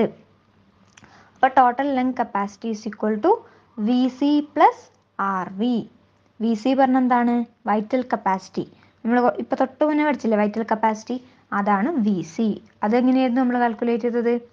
ERV + IRV + ടൈഡൽ വോളിയം, അത് വെച്ചിട്ടാണ് VC കാൽക്കുലേറ്റ് ചെയ്തത്. അത് പ്ലസ് റെസിജ്വൽ വോളിയം, അതായത് നമ്മുടെ 4 വോളിയം, നമ്മൾ പഠിച്ച 4 വോളിയം ആഡ് ചെയ്യുമ്പോഴാണ് നമുക്ക് എന്ത് കിട്ടുക? ടോട്ടൽ ലങ് കപ്പാസിറ്റി കിട്ടുക. ക്ലിയർ ആണല്ലോ അല്ലേ? അപ്പോൾ ഇതിൻ്റെ കൂടെ ഞാൻ നിങ്ങൾക്ക് നമ്മുടെ ഈ ചാപ്റ്ററിൻ്റെ NCERT PDF കൂടി അയച്ചു തരാണ്. അപ്പോൾ നിങ്ങൾ എന്ത് ചെയ്യണം? ആ ചാപ്റ്റർ ഒന്ന് വായിക്കണം.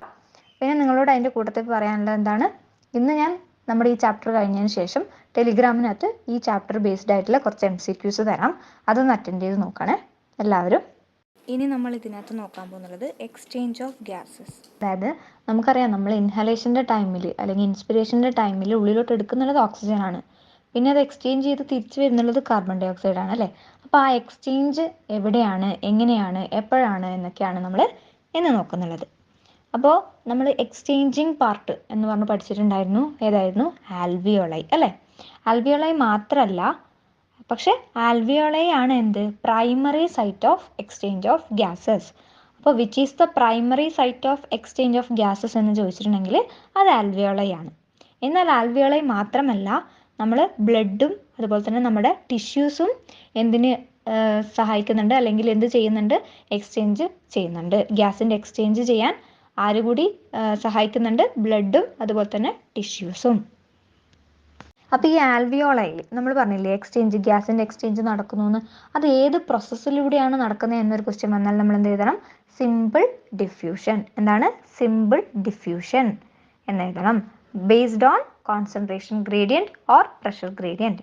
അതായത് കോൺസെൻട്രേഷനിൽ ഉണ്ടാകുന്ന വ്യത്യാസം. അതായത് ഇപ്പോൾ നമ്മൾ ആൽവിയോളാർ മെംബ്രെയിൻ ഉണ്ടല്ലോ, ആ മെംബ്രെയിൻ ഡയറക്റ്റ് അങ്ങോട്ട് പാസ് ചെയ്യുന്നതല്ല, അവിടെ കോൺസെൻട്രേഷനിൽ ഉണ്ടാകുന്ന വ്യത്യാസം അനുസരിച്ചിട്ട് ഓക്സിജൻ കോൺസെൻട്രേഷൻ കൂടിയ ഭാഗത്ത് നിന്ന് ഓക്സിജൻ കോൺസെൻട്രേഷൻ കുറഞ്ഞ ഭാഗത്തേക്ക് മൂവ് ചെയ്യും. അതുപോലെ തന്നെ കോൺസെൻട്രേഷൻ കൂടിയ ഭാഗത്ത് നിന്ന് കാർബൺ ഡൈ ഓക്സൈഡ് കോൺസെൻട്രേഷൻ കുറഞ്ഞ ഭാഗത്തേക്ക് മൂവ് ചെയ്യും. കാർബൺ ഡൈ ഓക്സൈഡ് മോളിക്യൂൾസും ഓക്സിജൻ മോളിക്യൂൾസും. അങ്ങനെയാണ് ഈ പ്രോസസ്സ് എക്സ്ചേഞ്ച് നടക്കുന്നത്. അപ്പോൾ ഏത് പ്രോസസ്സാണെന്ന് വെച്ചാൽ സിമ്പിൾ ഡിഫ്യൂഷൻ എന്ന് എഴുതണം. അതിനുവേണ്ടിയാണ് ഇത്രയും പറഞ്ഞത്. ഇനി നമ്മൾ വലിച്ചെടുക്കുന്ന ഓക്സിജൻ അല്ലെങ്കിൽ വലിച്ചെടുക്കുന്ന ആ എയർ ഉണ്ടല്ലോ, ആ എയറിന് ഒരു പാർഷ്യൽ പ്രഷർ ഉണ്ട്.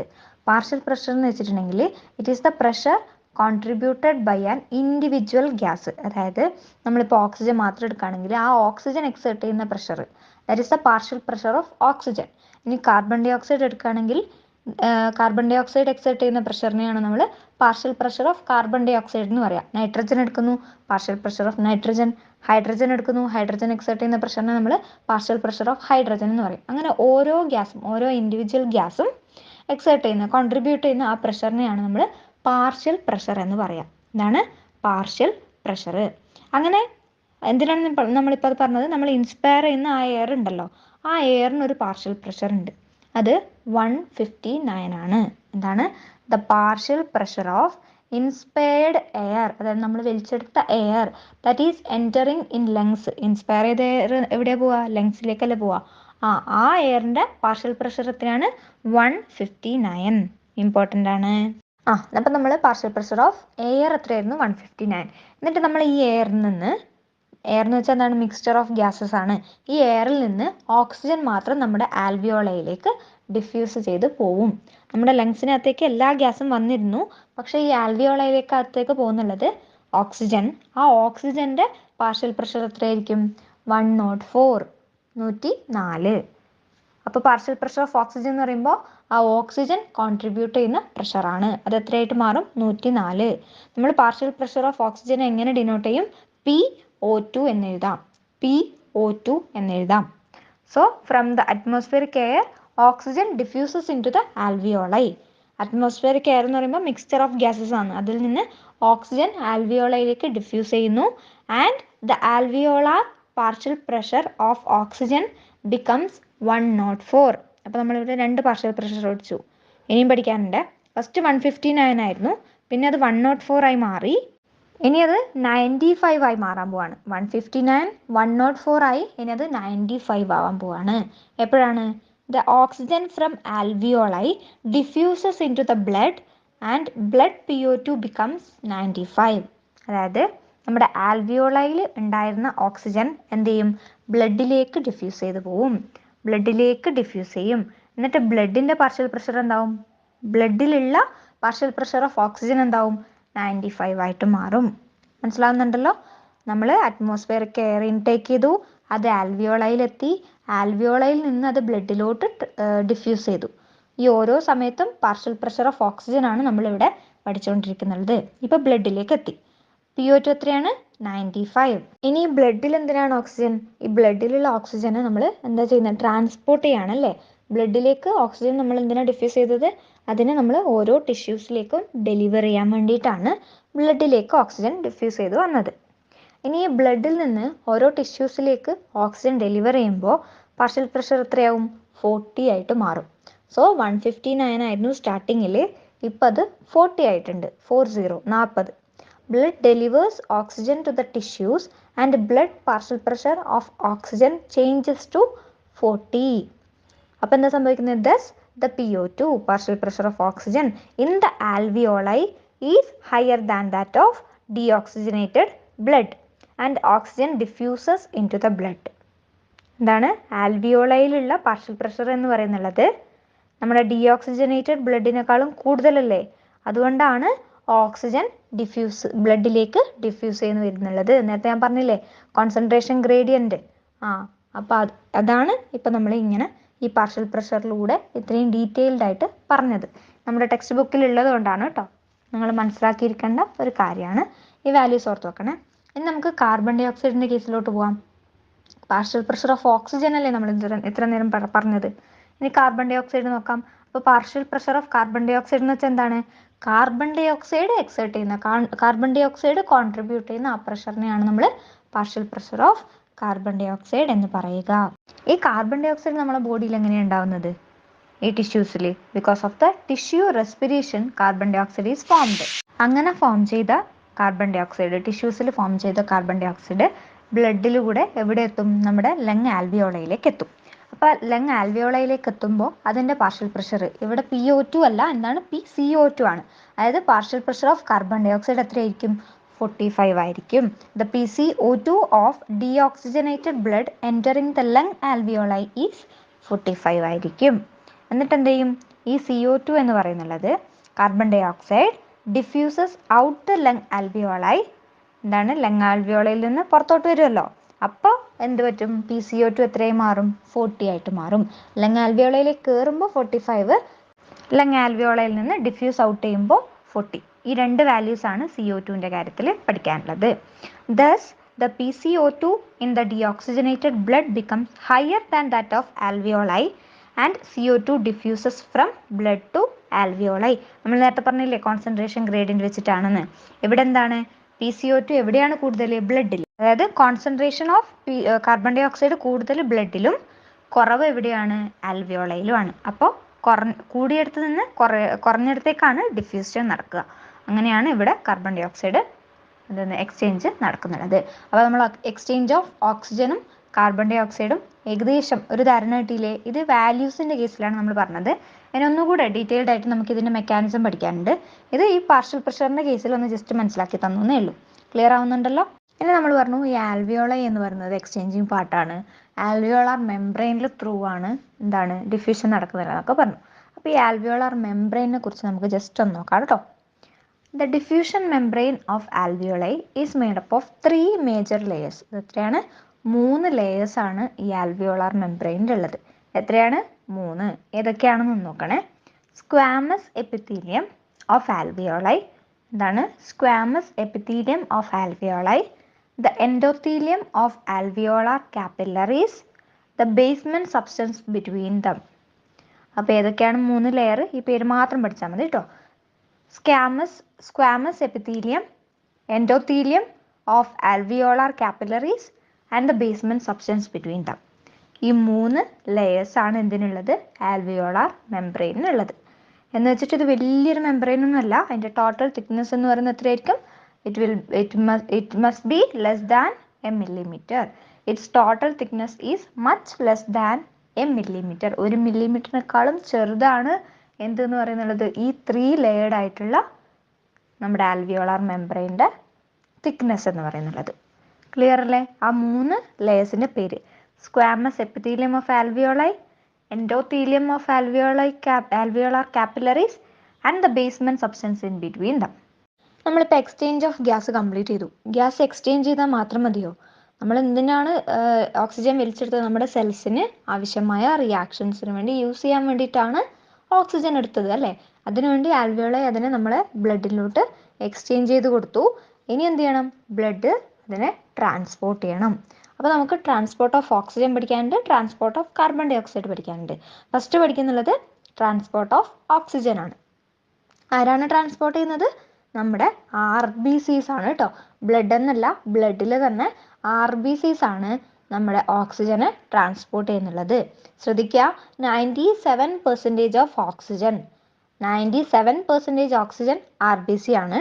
ബാക്കിയുള്ള 3% ആരായിരിക്കും? 3% എന്ന് പറയുന്നത് 3% of oxygen is carried in A dissolved state. ബാക്കിയുള്ള 3% ഒരു ഡിസോൾവ്ഡ് സ്റ്റേറ്റിൽ ആരാണ് ട്രാൻസ്പോർട്ട് ചെയ്യുന്നുള്ളത്? പ്ലാസ്മയാണ്.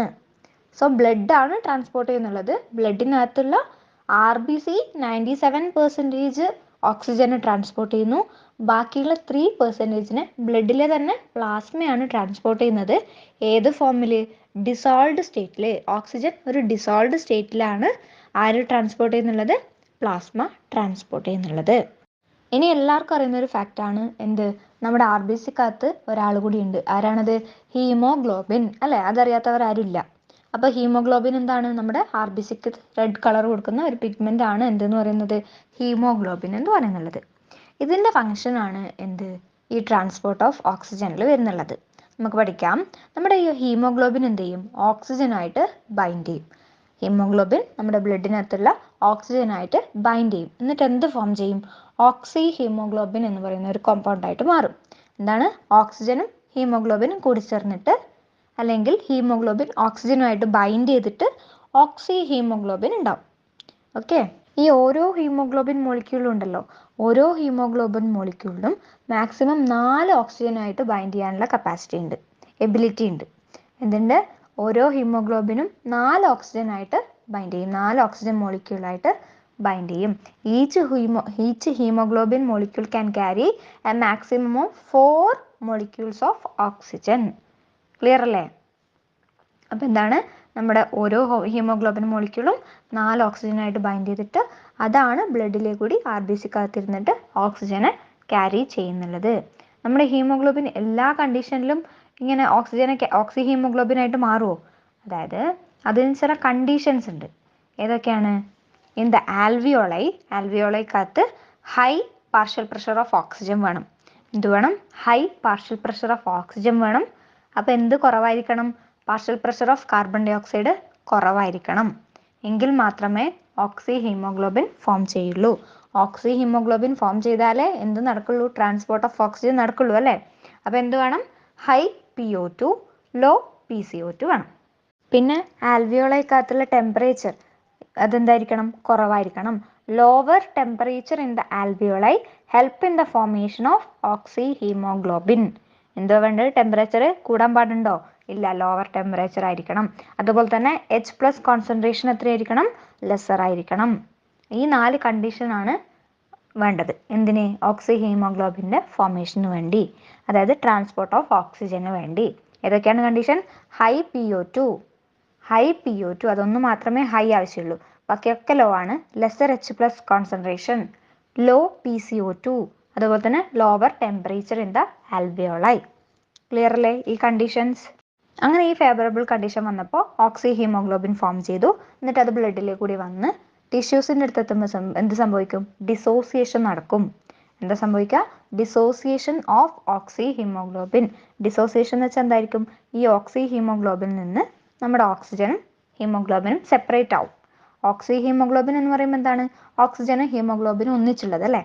അതിൻ്റെ ഡിസോസിയേഷൻ നടക്കും. അതായത് ഓക്സിജനും ഹീമോഗ്ലോബിനും സെപ്പറേറ്റ് ആവും. എവിടെ എത്തുമ്പോൾ? ടിഷ്യൂസിൻ്റെ അടുത്ത് എത്തുമ്പോൾ. അപ്പോൾ അതിന് എന്തൊക്കെ ഫാക്ടേഴ്സ് ആണ് വേണ്ടത്? നമ്മളിപ്പോൾ പഠിച്ചതിൻ്റെ നേരെ തിരിച്ച്. എന്താണ്? പാർഷ്യൽ പ്രഷർ ഓഫ് ഓക്സിജൻ കുറവായിരിക്കണം, partial pressure of carbon dioxide കൂടുതലായിരിക്കണം, ടെമ്പറേച്ചർ കൂടുതലായിരിക്കണം, ഹൈ H+ കോൺസെൻട്രേഷൻ കൂടി വേണം. അപ്പോഴാണ് എന്ത് നടക്കുക? ഡിസോസിയേഷൻ നടക്കുക.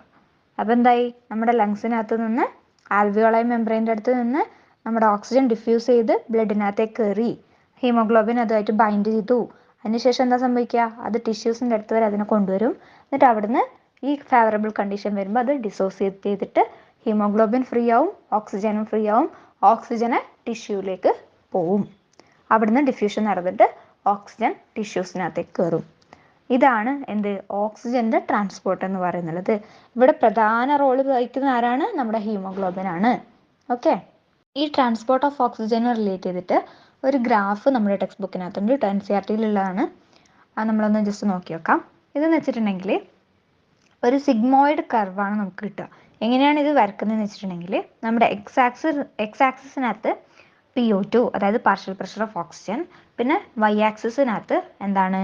Saturation of haemoglobin with oxygen, അതായത് ഓക്സി ഹീമോഗ്ലോബിൻ ഫോം ചെയ്യുന്ന ആ ഒരു സാച്ചുറേഷൻ, അതാണ് Y ആക്സിസിൽ. അപ്പോൾ ഇത് രണ്ടുമാണ് വെച്ചിട്ട് നമ്മൾ ഗ്രാഫ് വരക്കുന്നത്. അപ്പോൾ കിട്ടുന്നത് ഒരു സിഗ്മോയിഡ് കർവാണ്. കർവ് നിങ്ങൾക്ക് മനസ്സിലാകുന്നില്ല? ഇതിനാണ് ഒരു സിഗ്മോയിഡ് കർവ് എന്ന് പറയാം. ഈ ഗ്രാഫിലൂടെ നമ്മൾ മനസ്സിലാക്കേണ്ട കാര്യം എന്ന് വെച്ചിട്ടുണ്ടെങ്കിൽ പാർഷ്യൽ പ്രഷർ ഓഫ് ഓക്സിജൻ കൂടുമ്പോൾ ഓക്സി ഹീമോഗ്ലോബിൻ്റെ ഫോർമേഷനും കൂടുന്നു, ഓക്സി ഹീമോഗ്ലോബിൻ്റെ സാച്ചുറേഷനും കൂടുന്നു. Saturation of haemoglobin with oxygen is also increases when the PO2 increases. Okay, അതാണ് ഈ ഗ്രാഫിൽ നിന്ന് മനസ്സിലാക്കേണ്ടത്. ഈ ഗ്രാഫിനെ നമ്മൾ വിളിക്കുന്ന പേരാണ് ഓക്സിജൻ ഡിസോസിയേഷൻ കർവ്. ഓക്കെ അല്ലേ? ഓക്സിജൻ ഡിസോസിയേഷൻ കർവ് എന്ന് പറയുമ്പോൾ ഓക്സിജനും ഹീമോഗ്ലോബിനും കൂടിച്ചേരുന്ന ആ ഒരു സാച്ചുറേഷനെയാണ് നമ്മൾ Y ആക്സിസിൽ എടുക്കുന്നത്. എക്സ് ആക്സിസിനകത്ത് PO2 അത് വെച്ചിട്ടുള്ള കർവാണ്, സിഗ്മോയിഡ് കർവാണ് നമുക്ക് കിട്ടുക. ഓക്കെ. അപ്പോൾ ട്രാൻസ്പോർട്ട് ഓഫ് ഓക്സിജൻ കംപ്ലീറ്റ് ആയി. നമുക്കിനി transport of carbon dioxide കൂടിയിട്ടുണ്ട് അല്ലേ? അപ്പോൾ transport of carbon dioxide 3 മെത്തേഡിലാണ് നടക്കുന്നുള്ളത്. 3 നമുക്ക് ഡീറ്റെയിൽഡ് ആയിട്ട് പഠിക്കാനുണ്ട്. പേരൊന്ന് കേട്ടോളൂ. ഒന്നെന്ന് വെച്ചിട്ടുണ്ടെങ്കിൽ ആസ് കാർബമിനോ ഹീമോഗ്ലോബിൻ. നമ്മൾ നേരത്തെ ഓക്സി ഹീമോഗ്ലോബിൻ പഠിച്ചില്ല, അതേപോലെ കാർബമിനോ ഹീമോഗ്ലോബിൻ. പിന്നെ as bicarbonate, as carbonic acid. ഈ 3 മെത്തേഡിലാണ് കാർബൺ ഡൈ ഓക്സൈഡിൻ്റെ ട്രാൻസ്പോർട്ട് നടക്കുന്നുള്ളത്. നമുക്ക് ഡീറ്റെയിൽഡ് ആയിട്ട് നോക്കാം കേട്ടോ. നമ്മൾ ഓക്സിജൻ്റെ ട്രാൻസ്പോർട്ട് നടക്കുമ്പോൾ പറഞ്ഞിരുന്നില്ലേ 97% ഓക്സിജനും RBCs ആണ് ട്രാൻസ്പോർട്ട് ചെയ്യുന്നതെന്ന്. അതുപോലെ തന്നെ ഇവിടെയും 70% കാർബൺ ഡൈ ഓക്സൈഡിൻ്റെ ട്രാൻസ്പോർട്ട് നടക്കുന്നുള്ളത് ആസ് ബൈകാർബണേറ്റ്സ് ആയിട്ടാണ്. ബൈകാർബണേറ്റ്സ് ആയിട്ടാണ് 70% ട്രാൻസ്പോർട്ട് നടക്കുന്നുള്ളത്. കാർബമിനോ ഹീമോഗ്ലോബിൻ ആയിട്ട് 20 to 25% നടക്കും. അതുപോലെ തന്നെ കാർബോണിക് ആസിഡ് ആയിട്ട് 7% നടക്കും. ഈ 7% ആണ് ഏത് നമ്മുടെ പ്ലാസ്മ ത്രൂ നടക്കുന്ന ട്രാൻസ്പോർട്ട്. അത് നമ്മുടെ കാർബൺ ഡൈ ഓക്സൈഡ് ഒരു ഡിസോൾവ്ഡ് സ്റ്റേറ്റിൽ നടക്കുന്നതാണ്, നേരത്തെ ഓക്സിജൻ പറഞ്ഞ പോലെ തന്നെ. അപ്പോൾ മനസ്സിലായില്ലേ, ഏതാണ് 70% ബൈകാർബണേറ്റ്സ് ആയിട്ടാണ്, 20-25% കാർബമിനോ ഹീമോഗ്ലോബിൻ ആയിട്ടാണ്, പിന്നെ ബാക്കിയുള്ള 7% കാർബോണിക് ആസിഡ് ആയിട്ട് ത്രൂ പ്ലാസ്മയിലാണ് ട്രാൻസ്പോർട്ട് ചെയ്യുന്നുള്ളത്. നമുക്ക് ഓരോ മെത്തേഡായിട്ട് നോക്കാം. ആദ്യത്തെയാണ് കാർബമിനോ ഹീമോഗ്ലോബിൻ ആയിട്ട്. ആസ് കാർബമിനോ ഹീമോഗ്ലോബിൻ, ഇവിടെ എന്താ സംഭവിക്കുന്നത് വെച്ചിട്ടുണ്ടെങ്കിൽ നമ്മുടെ കാർബൺ ഡൈ ഓക്സൈഡ് ഹീമോഗ്ലോബിനായിട്ട് ജോയിൻ ചെയ്ത് ഫോം ചെയ്യുന്ന കോമ്പൗണ്ട് ആണ് കാർബമിനോ ഹീമോഗ്ലോബിൻ. ഓക്സിജൻ ഫോം ചെയ്ത് ഏതാണ്? ഓക്സി ഹീമോഗ്ലോബിൻ. ഇവിടെ കാർബമിനോ ഹീമോഗ്ലോബിൻ എന്ന് പറയും. ഇതിന് വേണ്ട കണ്ടീഷൻ എന്താണ്? ടിഷ്യൂസിനകത്ത് PO2 കുറവും PCO2 കൂടുതലും. ടിഷ്യൂസിനകത്ത് PO2 കുറവും ലെസ് PO2, ഹൈ PCO2. അങ്ങനെ വരുമ്പോൾ എന്ത് സംഭവിക്കും? നമ്മുടെ കാർബമിനോ ഹീമോഗ്ലോബിൻ ഫോം ചെയ്യും. എന്നിട്ട് അത് ട്രാൻസ്പോർട്ട് ചെയ്ത് നമ്മുടെ ബ്ലഡ് ട്രാൻസ്പോർട്ട് ചെയ്ത് എവിടെ എത്തിക്കും? നമ്മുടെ ആൽവിയോളയിൽ എത്തുമ്പോൾ അവിടുത്തെ കണ്ടീഷൻ എന്തായിരിക്കും? High PO2, less PCO2. അപ്പോൾ ഈ കാർബമിനോ ഹീമോഗ്ലോബിൻ്റെ ഡിസോസിയേഷൻ നടക്കും. നമ്മൾ ഓക്സി ഹീമോഗ്ലോബിൻ പഠിച്ച പോലെ തന്നെയാണ്. അതിൻ്റെ കണ്ടീഷൻ അങ്ങോട്ടും ഇങ്ങോട്ടും മാറുന്നുണ്ടെന്നേ ഉള്ളൂ. അവിടെ ഓക്സി ഹീമോഗ്ലോബിൻ ഫോം ചെയ്യാൻ വേണ്ടി വന്ന കണ്ടീഷനാണ് ഇവിടെ ഇതിൻ്റെ ഡിസോസിയേഷന് വേണ്ട കണ്ടീഷൻ. അതുപോലെ തന്നെ ഓക്സി ഹീമോഗ്ലോബിൻ്റെ ഡിസോസിയേഷന് വേണ്ട കണ്ടീഷനാണ് ഇവിടെ കാർബമിനോ ഹീമോഗ്ലോബിൻ ഫോം ചെയ്യാൻ വേണ്ട കണ്ടീഷൻ. അങ്ങനെയാണ് കാർബമിനോ ഹീമോഗ്ലോബിൻ ആയിട്ട് ട്രാൻസ്പോർട്ട് ചെയ്യുന്നുള്ളത്. ഇത് 20-25% ആണ്. ആസ് ബൈകാർബണേറ്റ് ആണ് നമ്മൾ നെക്സ്റ്റ് പഠിക്കാൻ പോകുന്നത്. 70% of carbon dioxide transport നടക്കുന്നത് ഇതുപോലെയാണ്, ഈ മെത്തേഡിലൂടെയാണ്. അപ്പോൾ ആസ് ബൈകാർബണേറ്റ് അതിന് സഹായിക്കുന്ന ഒരു എൻസൈം ഉണ്ട്, അതാണ് കാർബോണിക് അൻഹൈഡ്രേസ്. ഏതാണ്? Carbonic anhydrase. അപ്പോൾ ആ എൻസൈം ഉള്ളത് എവിടെയാണ്? RBCക്ക് അകത്ത് തന്നെയാണ് കേട്ടോ. So RBC contains the enzyme carbonic anhydrase. അവരെന്ത് ചെയ്യും? ഈ കാർബൺ ഡൈ ഓക്സൈഡിനെയും വാട്ടറിനെയും കൂടി കൂട്ടിയിട്ട് എന്ത് ഫോം ചെയ്യും? കാർബോണിക് ആസിഡ് ഫോം ചെയ്യും. Carbon dioxide plus water. The carbonic anhydrase enzyme convert carbon dioxide and water to carbonic acid. CO2 plus H2O gives H2CO3 carbonic acid. ഇതൊരു reversible reaction ആണ് കേട്ടോ. Carbonic anhydrase എന്താക്കി? Carbon dye ഓക്സൈഡിനെയും വാട്ടറിനെയും കൂടി carbonic acid ആക്കി convert ചെയ്തു. ഈ carbonic acid അങ്ങനെ തന്നെ നിൽക്കുമോ? ഇല്ല, അത് പെട്ടെന്ന് തന്നെ എന്ത് ചെയ്യും? ഡിസോസിയേറ്റ് ചെയ്യും. ഡിസോസിയേറ്റ് ചെയ്തിട്ട് എന്താ സംഭവിക്കുന്നത്? ബൈകാർബണേറ്റും H+ ആയിട്ട് മാറും. എന്താണ്? ഈ H2CO3 എന്ന് പറഞ്ഞ കാർബോണിക് ആസിഡ് അങ്ങനെ തന്നെ നിൽക്കൂല, അത് പെട്ടെന്ന് തന്നെ ഡിസോസിയേറ്റ് ചെയ്യും. ഡിസോസിയേറ്റ് ചെയ്തിട്ട് എന്താ ഉണ്ടാവുന്നത്? ബൈകാർബണേറ്റും H+ ആയിട്ട് മാറും. അതിന് ഹെൽപ്പ് ചെയ്യുന്ന എൻസൈമും ആര് തന്നെയാണ്? Carbonic anhydrase. ഇതാണ് ഇതിൻ്റെ റിയാക്ഷൻ എന്ന് പറയുന്നത്. ഇത് മനസ്സിലായില്ലേ? ഇങ്ങനെ ഫോം ചെയ്ത ബൈകാർബണേറ്റ് എന്ന് പറയുന്നത് the bicarbonate ion soon diffuses out of the RBC. RBCക്ക് പുറത്തേക്ക് പെട്ടെന്ന് തന്നെ ഡിഫ്യൂസ് ചെയ്ത് വരും. എന്നിട്ട് ഈ ആൽവിയോളാർ സൈറ്റിലെത്തുമ്പോൾ എന്താ സംഭവിക്കുന്നത്? അവിടെ കാർബൺ ഡൈ ഓക്സൈഡിൻ്റെ പാർഷ്യൽ പ്രഷർ എന്ന് പറയുന്നത് കുറവല്ലേ? അവിടെ എന്ത് സംഭവിക്കും? ഈ റിയാക്ഷൻ റിവേഴ്സ്ഡ് ആയിരിക്കും നടക്കുക. അതായത് ബൈകാർബണേറ്റ് അയൺ H+ ആയിട്ട് കമ്പൈൻ ചെയ്തിട്ട് കാർബോണിക് ആസിഡ് ഉണ്ടാവും. എന്നിട്ട് അവിടെ എന്ത് സംഭവിക്കും? CO2 + H2 ആയിട്ട് കൺവേർട്ട് ചെയ്യും. ക്ലിയർ അല്ലേ? ഇതാണ് ഏത്? ആസ് ബൈകാർബണേറ്റ് എന്ന് പറയുന്നത് പഠിക്കാനുള്ളത്. ക്ലിയർ ആയെന്ന് വിചാരിക്കുന്നു. പിന്നെ മൂന്നാമത്തെ മെത്തേഡ് നമ്മൾ പറഞ്ഞു 7% മാത്രമേ നടക്കുന്നുള്ളൂ. അത് പ്ലാസ്മയിൽ കൂടിയാണ് ട്രാൻസ്പോർട്ട് ചെയ്യുന്നുള്ളത്, ഡിസോൾവ്ഡ് സ്റ്റേറ്റിലാണ്. അവിടെ എന്താ സംഭവിക്കുന്നത് വെച്ചിട്ടുണ്ടെങ്കിൽ ഈ പ്ലാസ്മയിൽ നമ്മുടെ കാർബൺ ഡൈ ഓക്സൈഡും വാട്ടറും കൂടി ജോയിൻ ചെയ്തിട്ട് കാർബോണിക് ആസിഡ് ആയിട്ട് മാറും. ആസ് കാർബോണിക് ആസിഡ് ആണ് തേർഡ് മെത്തേഡ് അല്ലേ? So 7% of carbon dioxide is carried in a dissolved state through plasma. In plasma, carbon dioxide combines with water to form carbonic acid. നമ്മളിപ്പോൾ റെസ്പിറേഷൻ്റെ എല്ലാ കാര്യങ്ങളും പഠിച്ചു, mechanism, step ഒക്കെ പഠിച്ചു അല്ലേ?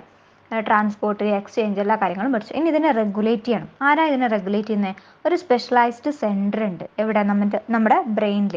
A specialised centre present in the medulla region of the brain. ബ്രെയിനിൻ്റെ ഏത് റീജിയനിലാണ്? മെഡുല റീജിയനിലുള്ള ഒരു സ്പെഷ്യലൈസ്ഡ് സെൻറ്റർ ഉണ്ട്. അതിനെയാണ് നമ്മൾ എന്ത് വിളിക്കുക? Respiratory rhythm centre.